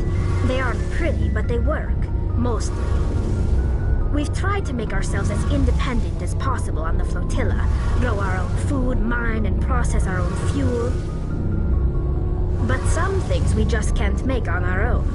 A patch to maintain the hull integrity requires raw materials we just don't have. That's why our pilgrimages are so important. Tell me about your people. Our lives aren't easy. Resources are scarce, and we are constantly on the move. Everything we do must in some way contribute to the continuation of the migrant fleet.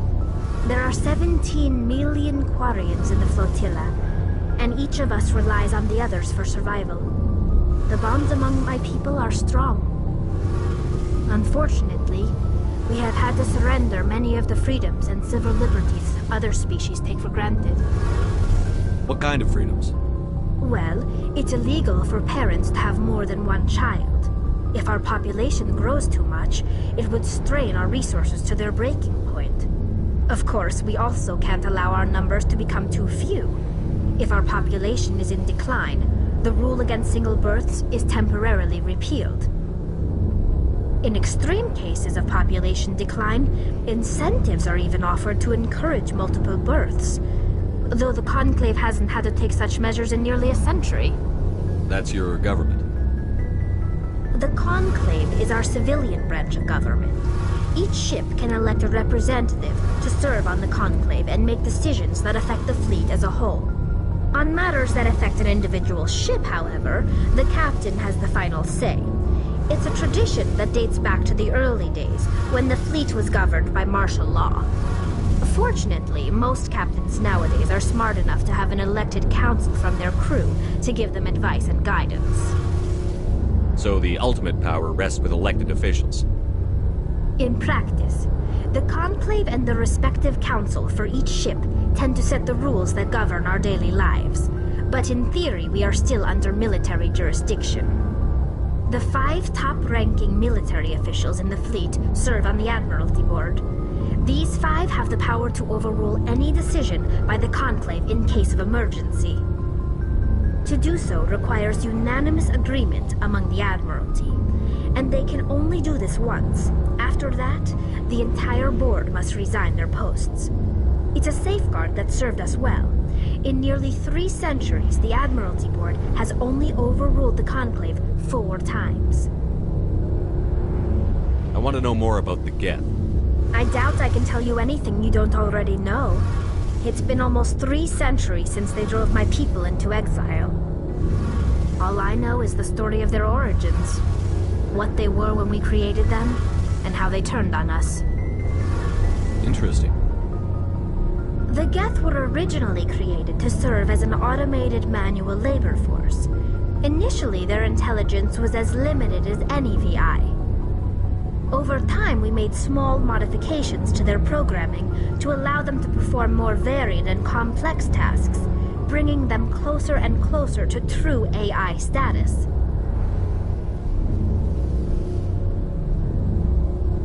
How come the Council didn't step in and stop you? This wasn't true AI research. We may have been skirting the bounds of the law, but we never did anything that was actually illegal. The changes were so insignificant, so gradual, that we were able to control them. Or so we thought. But one thing we underestimated was the power of the neural network. 1 million Geth thinking simultaneously created an inherently unstable matrix. So, the Geth share brain power? Many of the Geth's logic systems were designed to work in concert with other nearby Geth. Basically, the more of them you have in a group, the smarter they are. So there's some sort of group consciousness? No, nothing like that.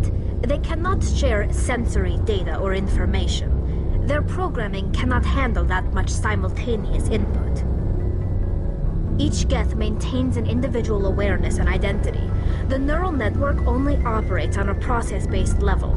It's basically the synthetic equivalent of a subconscious. But when they're in close proximity, they can coordinate low-level functional processes, freeing up more capacity for original or independent thought. That doesn't make any sense. I'm probably oversimplifying. The Geth are incredibly advanced and complex creations. All you need to know is that they get smarter when they gather in large numbers. As we built more and more Geth, their effective intelligence became more sophisticated, more abstract. One day, a Geth began to ask its Quarian overseer questions about the nature of its existence. Am I alive? Why am I here? What is my purpose? As you can imagine, this caused a near panic among my people. What did you do? It was inevitable the newly sentient Geth would rebel against their situation. We knew they would rise up against us, so we acted first. A general order went out across all Quarian-controlled systems to permanently deactivate all Geth. The Geth responded to this order violently.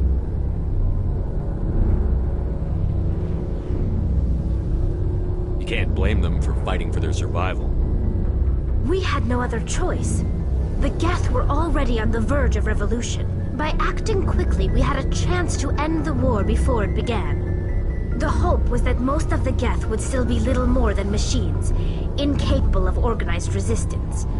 But they had progressed much further than anyone anticipated. The war was long and bloody. Millions upon millions of Quarians died at their hands. In the end, we were forced to flee our own homeworld. We feared the Geth would pursue us, but they never came beyond the Veil. Now we drift through space, exile searching for a way to reclaim what was once ours. You got what you deserved. We made a mistake when we created the Geth in the first place, but we did not make a mistake when we went to war against them. If we had not acted, they would have wiped us out. They're a synthetic life form. They have no use for organics. None. Why do you think they cut themselves off from the rest of the galaxy? Why do you think they've killed every organic being who's ever tried to contact them?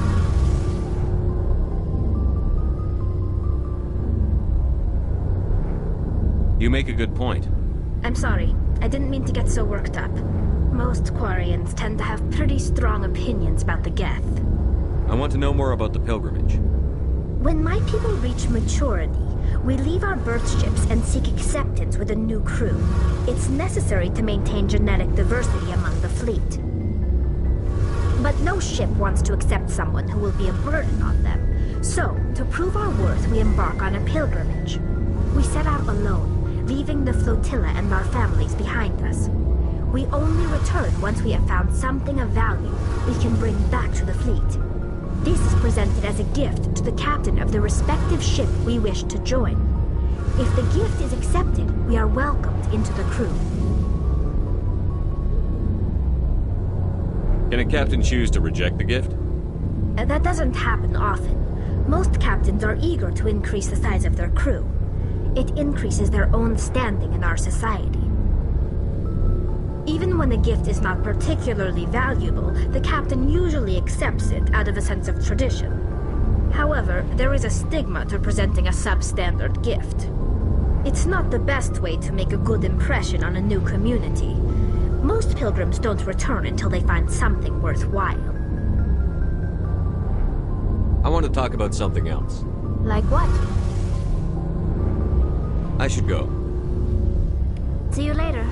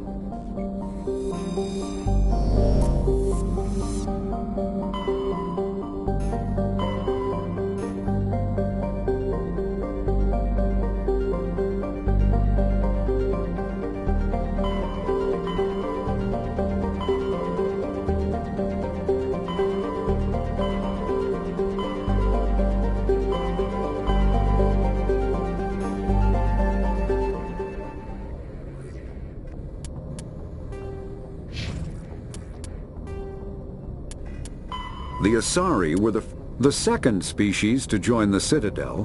The Salarians are warm-blooded amphibians with a hyperactive metabolism. Salarians think fast, talk fast, and move fast. To Salarians, other species seem sluggish and dull-witted. Unfortunately, their metabolic speed leaves them with a relatively short lifespan. Salarians over the age of 40 are a rarity. The Salarians were responsible for advancing the development of the primitive Krogan species to use as soldiers during the Rachni Wars. They were also behind the creation of the genophage bioweapon the Turians used to quell the Krogan rebellions several centuries later. Salarians are known for their observational capability and non-linear thinking. This manifests as an aptitude for research and espionage. They are constantly experimenting and inventing, and it is generally accepted that they always know more than they are letting on. Roughly 12... In the early 2160s, the Alliance began aggressive colonization of worlds in the Skyllian Verge, much to the dismay of the Batarians, who had been developing the region for several decades. The Hanar are a citadel. When the Asari... The Krogan evolved in a hostile and vicious environment. Until the invention of gunpowder weapons, eaten by predators was still the #1 cause of Krogan fatalities. Afterwards, it was death by gunshot. When the Salarians discovered them, the Krogan were a brutal, primitive species, struggling to survive a self-inflicted nuclear winter. The Salarians culturally uplifted them, teaching them to use and build modern technology, so they could serve as soldiers in the Rachni War. Liberated from the harsh conditions of their homeworld, the quick-breeding Krogan experienced an unprecedented population explosion. They began to colonize nearby worlds. Even though these worlds were already inhabited, the Krogan rebellions lasted nearly a century, only ending when the Turians unleashed the genophage, a Salarian-developed bioweapon that crushed all Krogan resistance. The genophage makes only 1 in 1,000 pregnancies viable, and today the Krogan are a slowly dying breed. Understandably, the Krogan harbor a grudge against all other species, especially the Turians. Driven from their home system by the Geth nearly 3 centuries ago, most Quarians now live aboard the Migrant Fleet, a flotilla of 50,000 vessels ranging in size from passenger shuttles to mobile space stations. Home to 17 million Quarians, the flotilla understandably has scarce resources. Because of this, each Quarian must go on a rite of passage known as the Pilgrimage when they come of age. The Volus are a member species of the Citadel with their own embassy.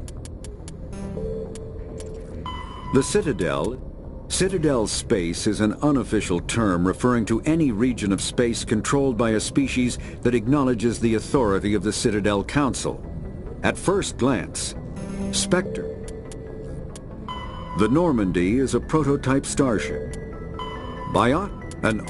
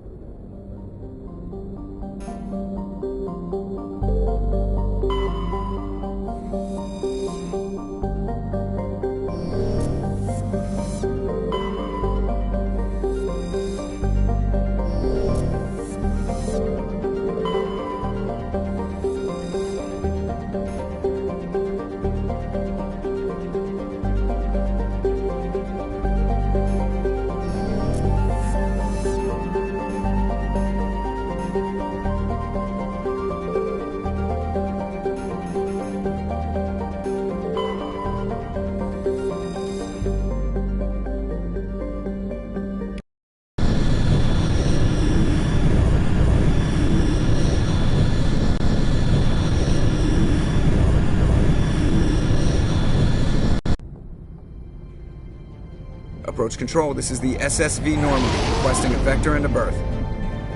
Normandy, your arrival was not scheduled. Our defense grid is armed and tracking you. State your business. Citadel business. We got a Council Spectre aboard. Landing access granted, Normandy. Be advised, we will be confirming identification on arrival. If confirmation cannot be established, your vessel will be impounded. What a fun bunch. I think I'll take my next leave here.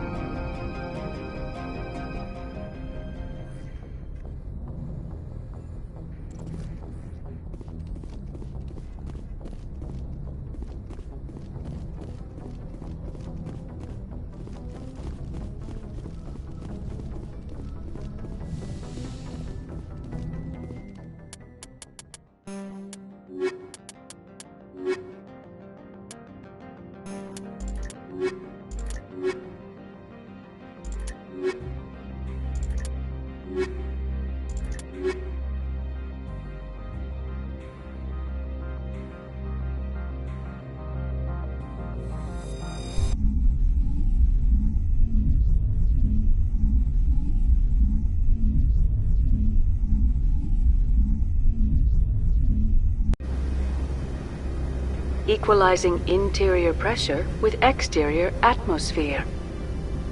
Logged. The commanding officer is ashore. Exo Presley has the deck.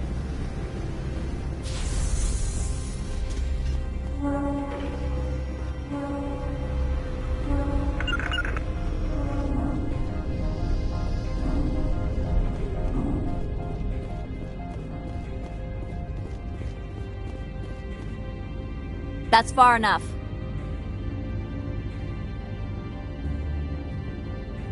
I'm on important business. This is an unscheduled arrival. I need your credentials.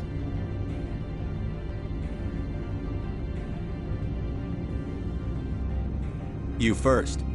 We're the law here. Show some respect. I'm Captain Maiko Matsuo, Ilanis Risk Control Services. I'm a Spectre. My name is Shepard.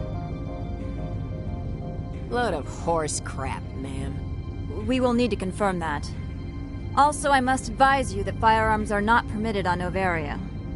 Sergeant Sterling, secure their weapons.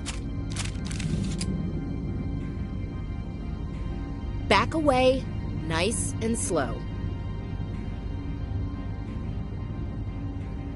Nobody takes my weapon. Charge and lock! We are authorized to use lethal force. You have to the count of 3 to surrender your weapons. 1, 2, 3. Captain Matsuo, stand down!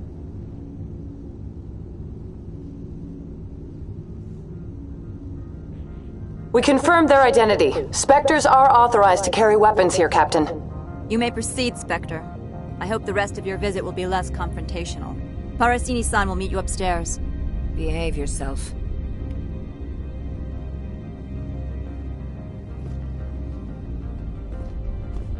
Get out of here. I'm sure Parasini-san will answer any questions you have.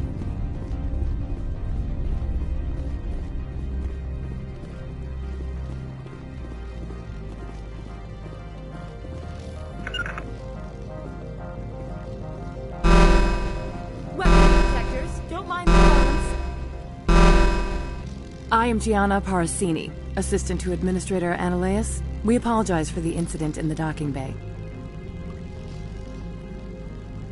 I appreciate your help. You're welcome. You understand our security chief was only doing her job. One of my duties is orientation of new arrivals. Do you have any questions? Pretty heavy security for such a small port. The executive board does everything in its power to protect the privacy of our client corporations.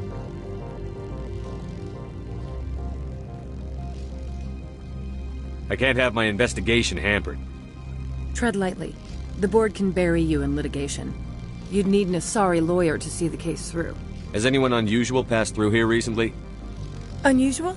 An Asari matriarch passed through a few days ago. Lady Benezia. Saren's aide is here.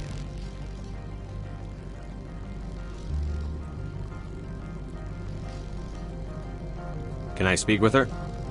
Benezia left for the Peak 15 research complex days ago. To the best of my knowledge, she's still there. Could you tell me how to get there? You'll need to ask Administrator Analeas for clearance to leave this port. Where can I find the Administrator? His office is on the main level, left at the top of the elevator. Understood. Can we go in now? Of course. If you need any help, you can ask me at the Administrator's office.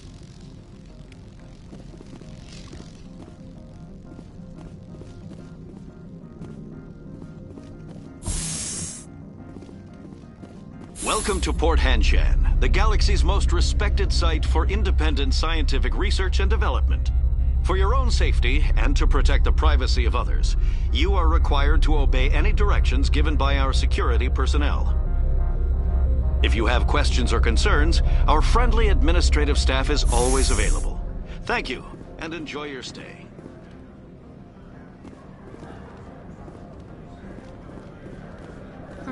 The managers warned us about you. I'm on duty, Spectre. I shouldn't be talking to you.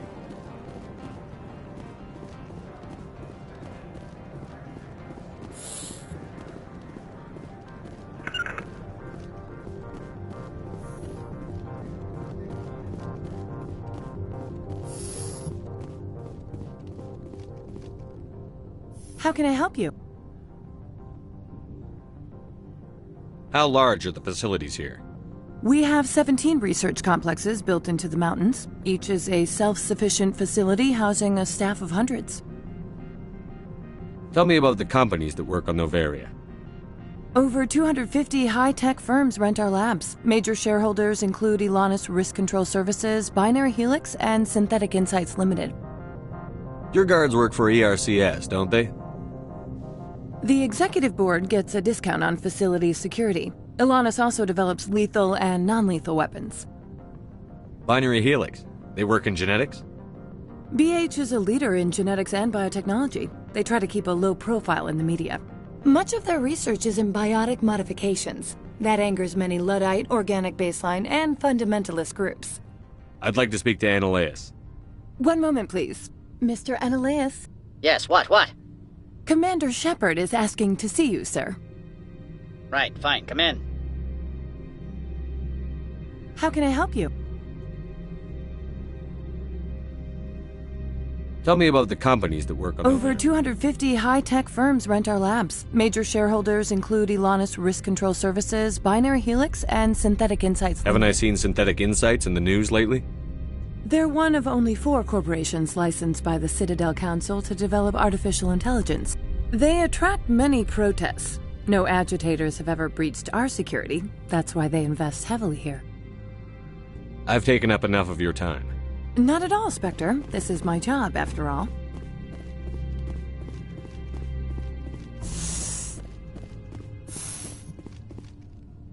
You will excuse me if I don't stand up. I have no time to entertain refugees from that urban blight called Earth.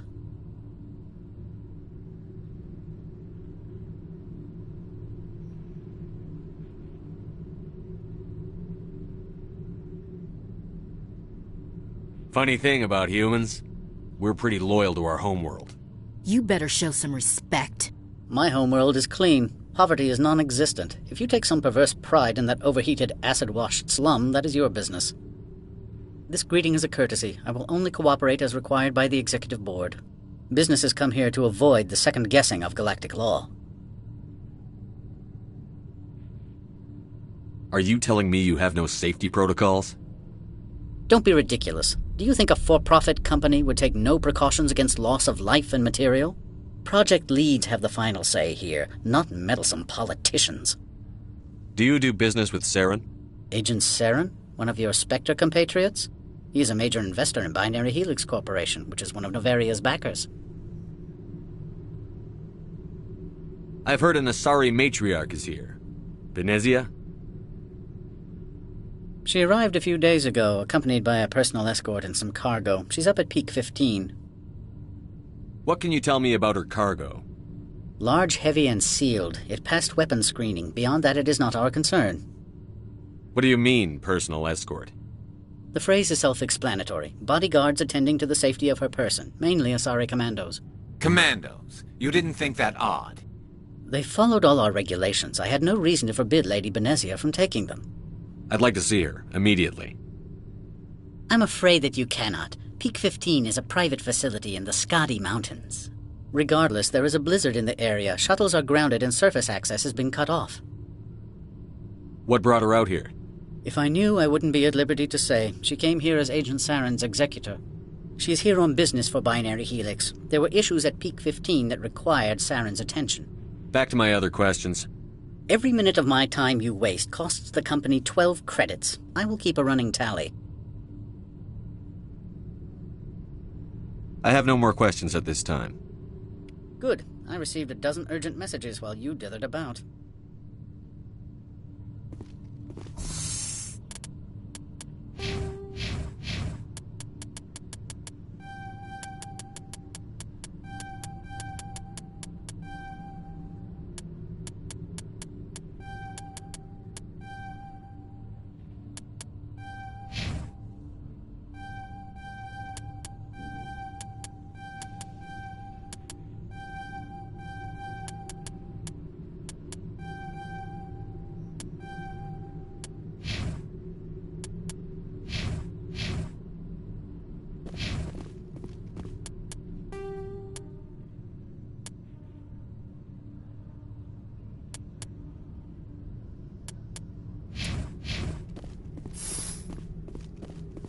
Mr. Ananias isn't the only one with a past to leave Hanshan.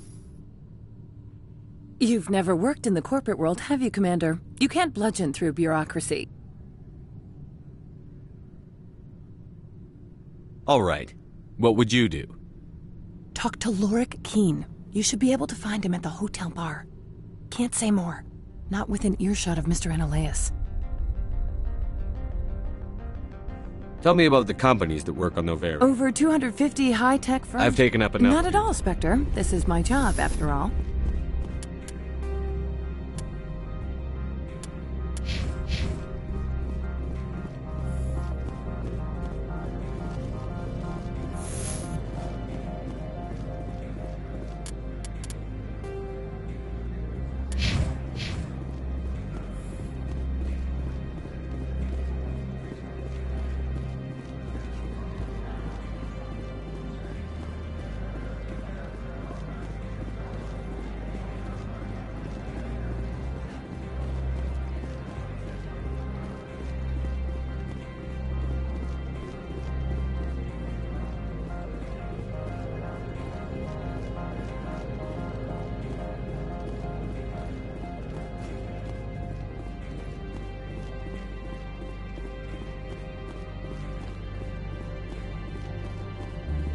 Spectre, right? Yeah, that's me. I used to be a military tech. Except for my ego's people, everyone's too corporate here. They just sit around sipping expensive water. So what can I do for you today?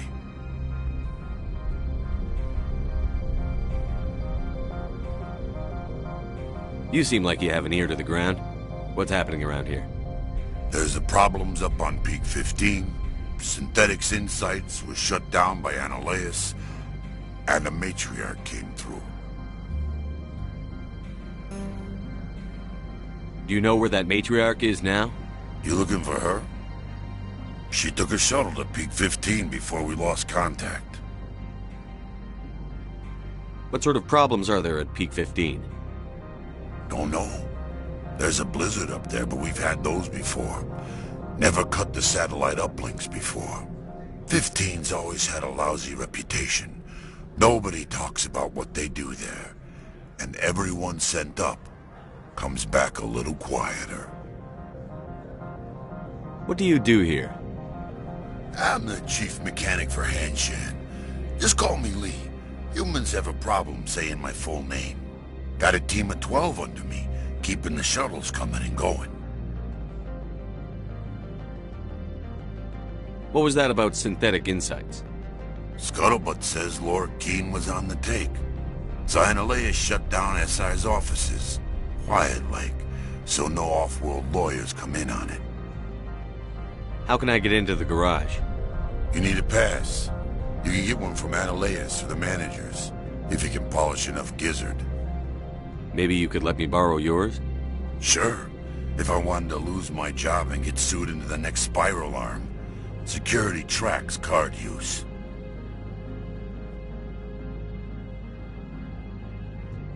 How can I get into the garage? You need a pass. You can get one from Ananias or the managers, if you can polish I have to go. You need anything, I'll be here. Access to the garage is restricted.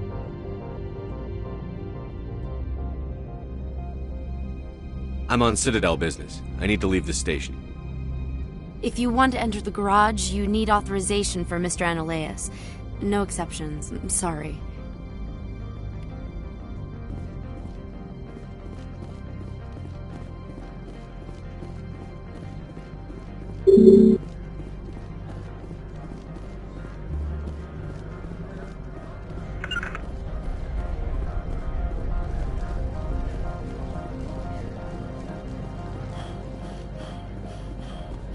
Don't make us regret letting you keep those guns.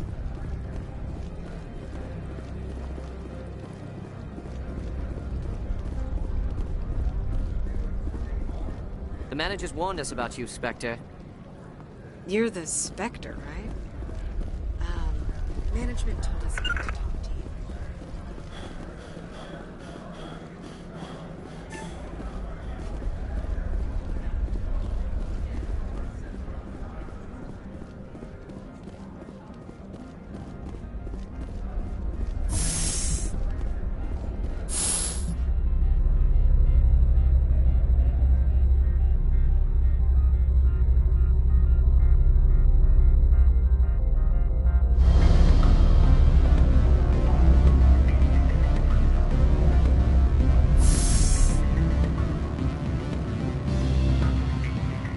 Excuse me, I need a moment of your time.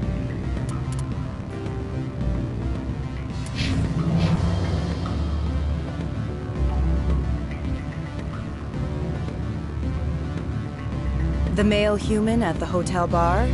He's a sales rep for Binary Helix. His name is Rafael Vargas. I need you to speak with him. Do you know who I am? Everyone here knows who you are, Dullstone. That makes you ideal for my job. You are a known quantity, or so Vargas will think. He will assume you are here to investigate his company's dirty laundry. That will distract him from my real intentions. He's right there. Why not talk to him yourself? I wish I could. I already bungled this myself. He realized I was not a real buyer. He's right there. Why not talk to him yourself? I wish I could. I already bungled this myself. He realized I was not a real buyer. I don't know anything about Binary Helix. What would I talk to Vargas about? I represent the Aramali City Council on Thessia. Our town is known for its biotic amp crafters. What's your interest in Binary Helix? They do genetics work. Much of BH's work relates to biotics. There are rumors that the Novaria branch has flown in Asari biotics. Powerful ones. Commandos, to be specific. We want to assess any potential risk to Asari copyrights. You will present yourself as a buyer, on behalf of the Spectres or the Alliance. Discuss their military enhancement programs. Your real objective will be to distract him. I will give you a device that will crack into his personal wireless network. It will upload a variety of monitoring viruses. They will infiltrate Binary Helix when he logs onto their intranet. What's in it for me? Money, of course. I would be well paid for this. So would you. 500 credits.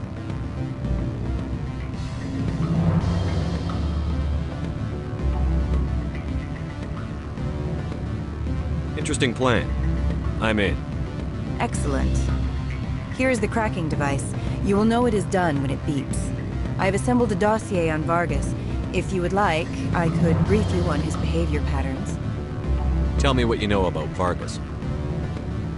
He is impatient with those who waste his time. I tried to get him distracted and off topic.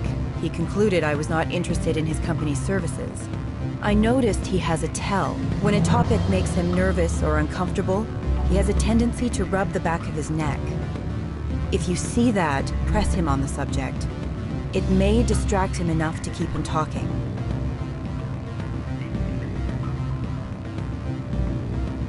I'll go see him now. I hope to hear from you soon.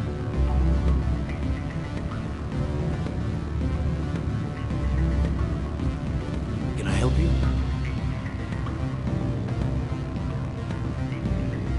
Mr. Vargas, I'm Commander Shepard, a Spectre. I understand you work for Binary Helix. That's correct. Rafael Vargas, sales. Were you interested in our services?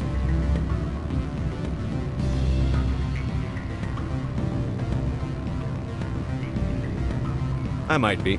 That depends on what sort of offer your company can make. It was my understanding that the Citadel contracted to a Solarian corporation for its enhancement programs.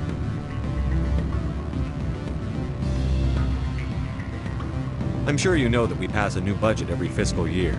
If it delivers a better soldier, contracts can change. A sound business practice.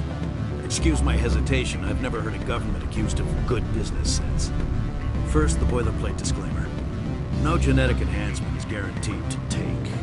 We can maximize the odds, but every strand of DNA is unique.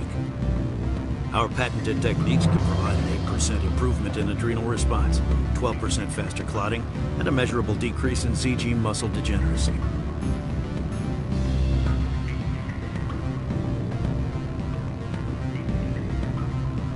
Is it possible to deaden pain somehow? We could try to make the skin insensate, I suppose. Full body numbness, atrophy out all the nerve clusters, you'd still feel internal injuries. But that's dangerously close to genetic engineering, Shepard. The laws only allow improvement of natural functions. We can't add or remove. I can get you those improvements for 30K credits per head. For a bulk order, I can work in a sensory enhancement package, guaranteed 20/15 vision, and hearing from 12 to 22,000 hertz.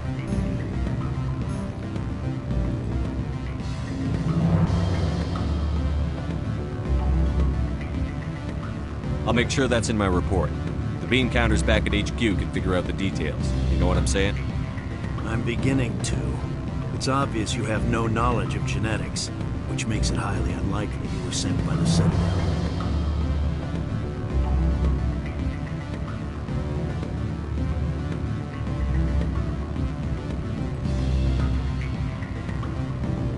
Are you calling me a liar, Mr. Vargas? All I know is that you're wasting my time. Good day, Commander.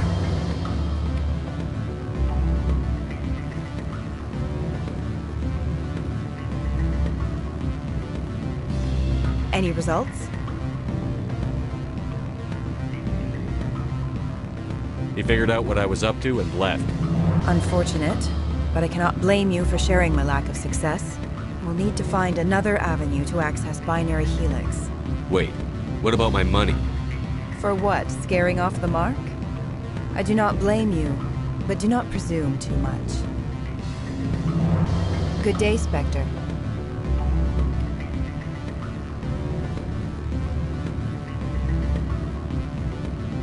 Afternoon. Sit down, have a drink. What can I do for you? I need to get up to peak 15. Indeed. That might be difficult. A terrible storm has been unleashed up there. Did you see an Asari matriarch recently? Yes, she caused quite a stir. It's not every day a matriarch arrives with a guard detail of commandos.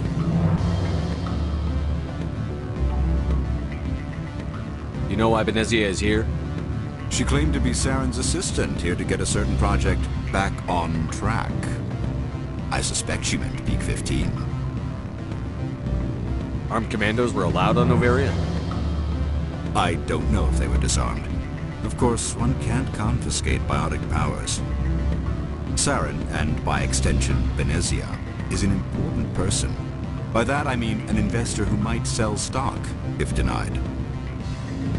You know why Benezia is here?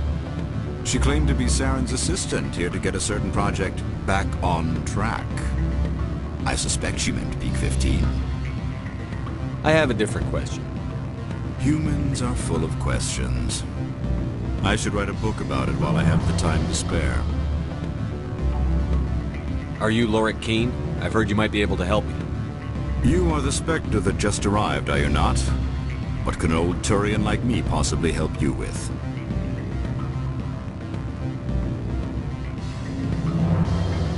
I'm Commander Shepard of the Systems Alliance Navy.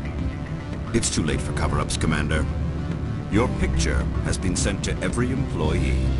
They've been warned that speaking to you is grounds for termination. Lorik Keene. For the moment, I am the manager of the Synthetic Insights Office.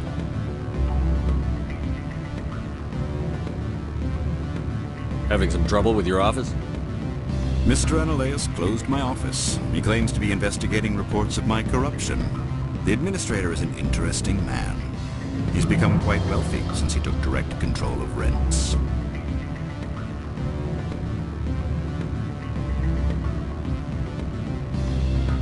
Skip to the part where you tell me what you want and what you'll give me for it. Put bluntly, the administrator demands rent kickbacks from the companies on Noveria. I acquired evidence of Analaeus' actions. His hired goons are ransacking my office to find it. I suspect your goal lies outside this port. Mr. Analaeus would be disinclined to let you wander. If you recover the evidence from my office, I will give you my garage pass, as well as a sum of credits.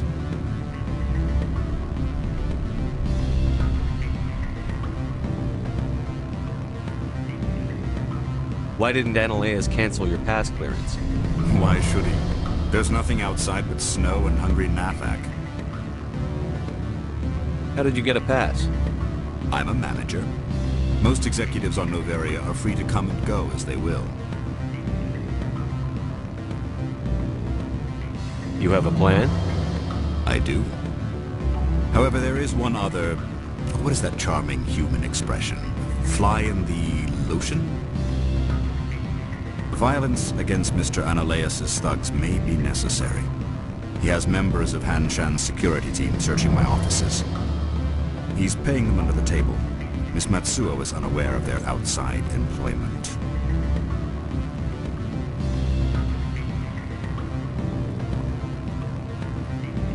I'll focus on trying to get your evidence. If I'm lucky, I won't have to fight anyone. Excellent. Here is my pass into our offices. It will activate the elevator. The evidence is on my office computer. This OSD contains an encryption key to access it. Slide it into the drive and it will auto-execute. Oh, and do try to keep bloodstains off the carpets, would you?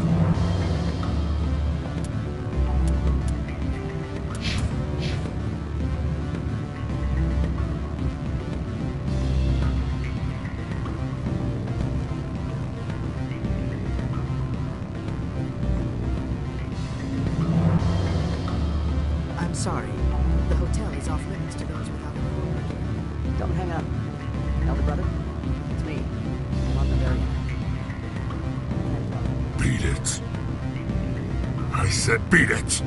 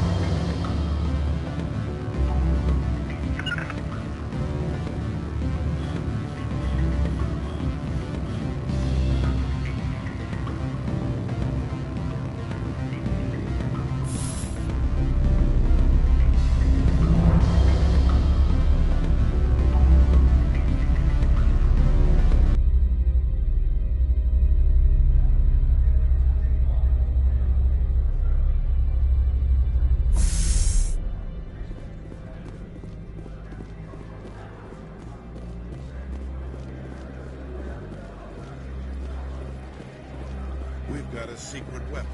Sergeant Sterling's biotic. Another new friendly.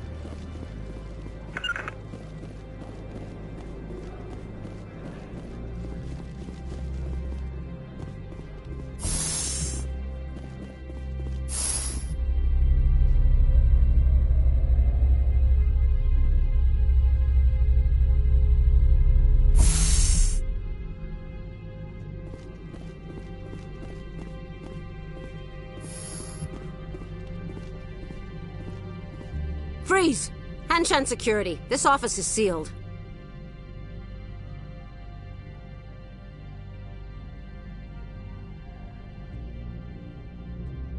What are you doing in these offices?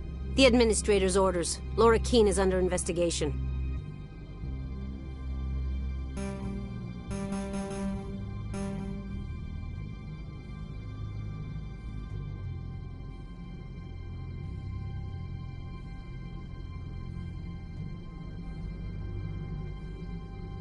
I don't have time for this. Get the hell out of here or I'll start shooting.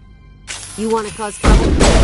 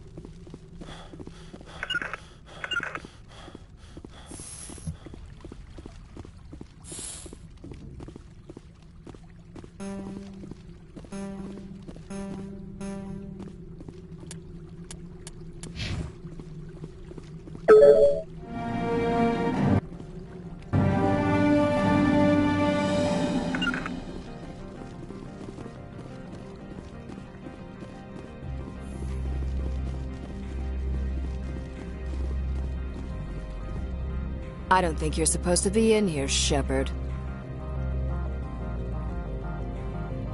You have me at a disadvantage, miss.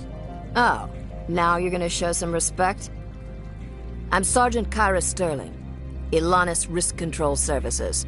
Analeas would throw you off-world for what you did here. I won't. You know what we did to cop killers on my world? Your men are dirty, Sergeant. You're here off-duty, breaking the law for bribe money. If you want to fight, I'll give you one. You talking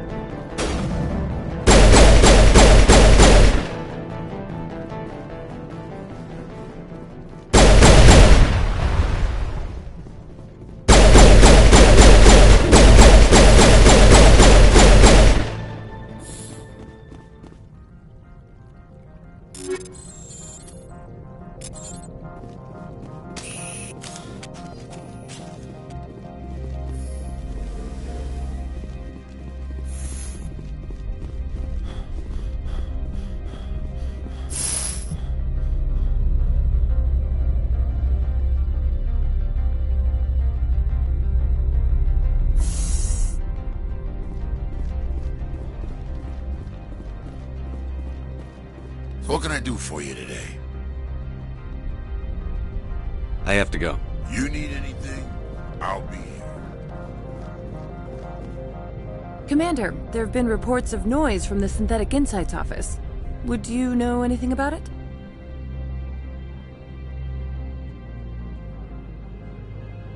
Speak plain. What's your interest? Not here, Spectre. Meet me at the hotel for a drink before you talk to Keen. I'll be waiting.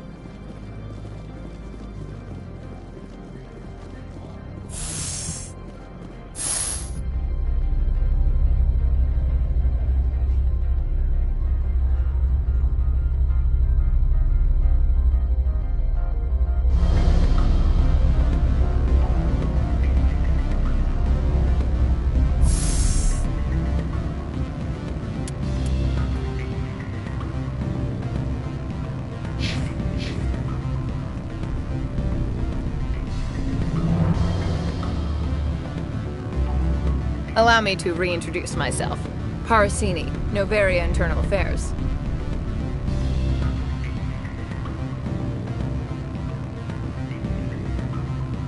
Why is an internal affairs agent here? The executive board knows about Ananias' corruption. I've been undercover for 6 months. I want you to convince Keen to testify before the board. With his evidence, this planet can run profitably again.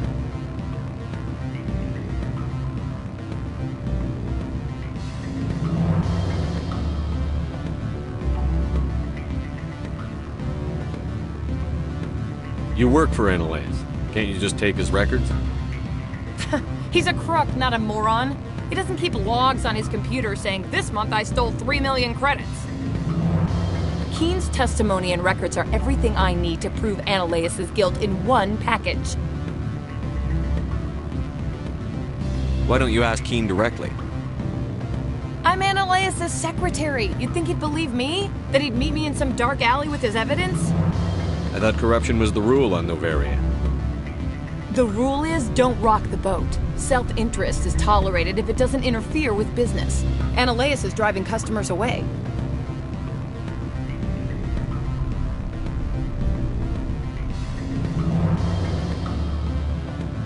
I need Keen's garage pass to complete my mission.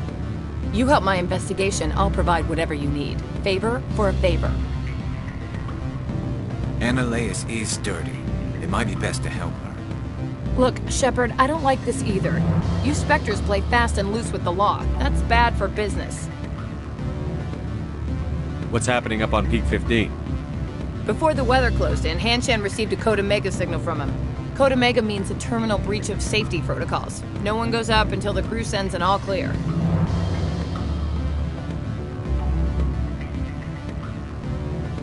How can I get to Peak 15? The shuttles are down, so you'd have to drive up. If you get Keen to testify, I'll get you into the garage. Do you know why the matriarch is here? Something to do with Peak 15. She arrived after we received their Code Omega, automated warning of a containment breach. She came with an escort of Asari commandos. They took the last shuttle up to Peak 15 with a load of crates.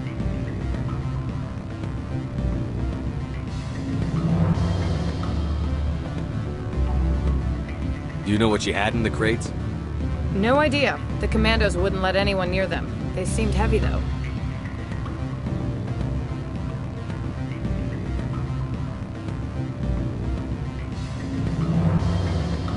Keen is offering to pay me.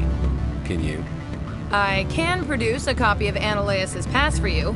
I can't move large sums of money without someone noticing.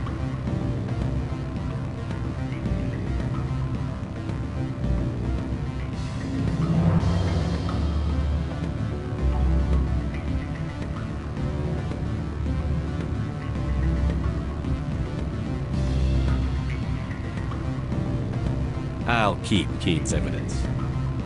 If you have any love for the law, you'll talk to Keen for me.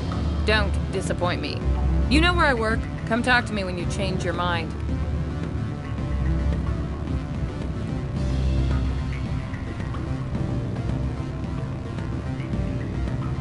Always a pleasure, Spectre. Any news on that matter I asked you to look into?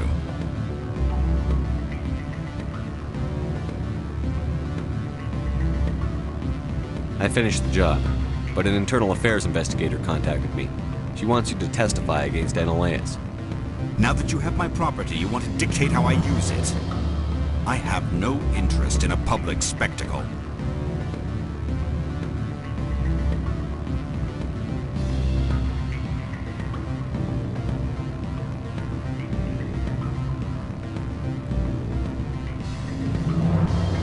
I had to ask.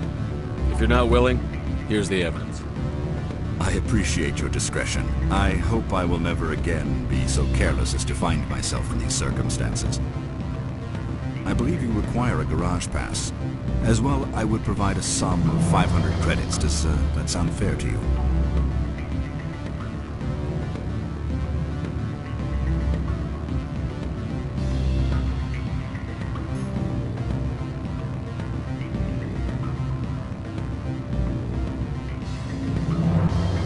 Very fair. Good luck, Mr. Keen. I'm grateful for your help. My office will reopen with much improved profit margins, I dare say. I have some calls to make, starting with Mr. Analaeus.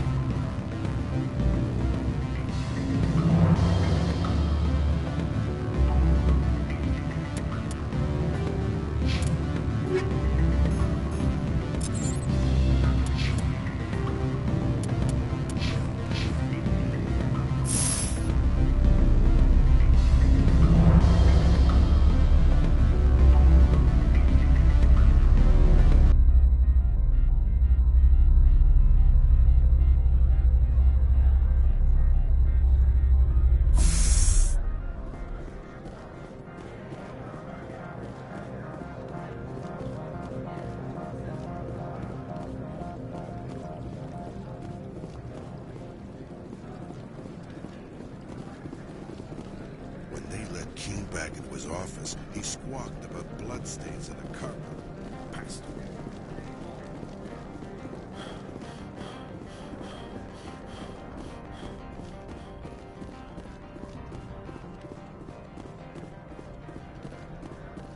What can I do for you today?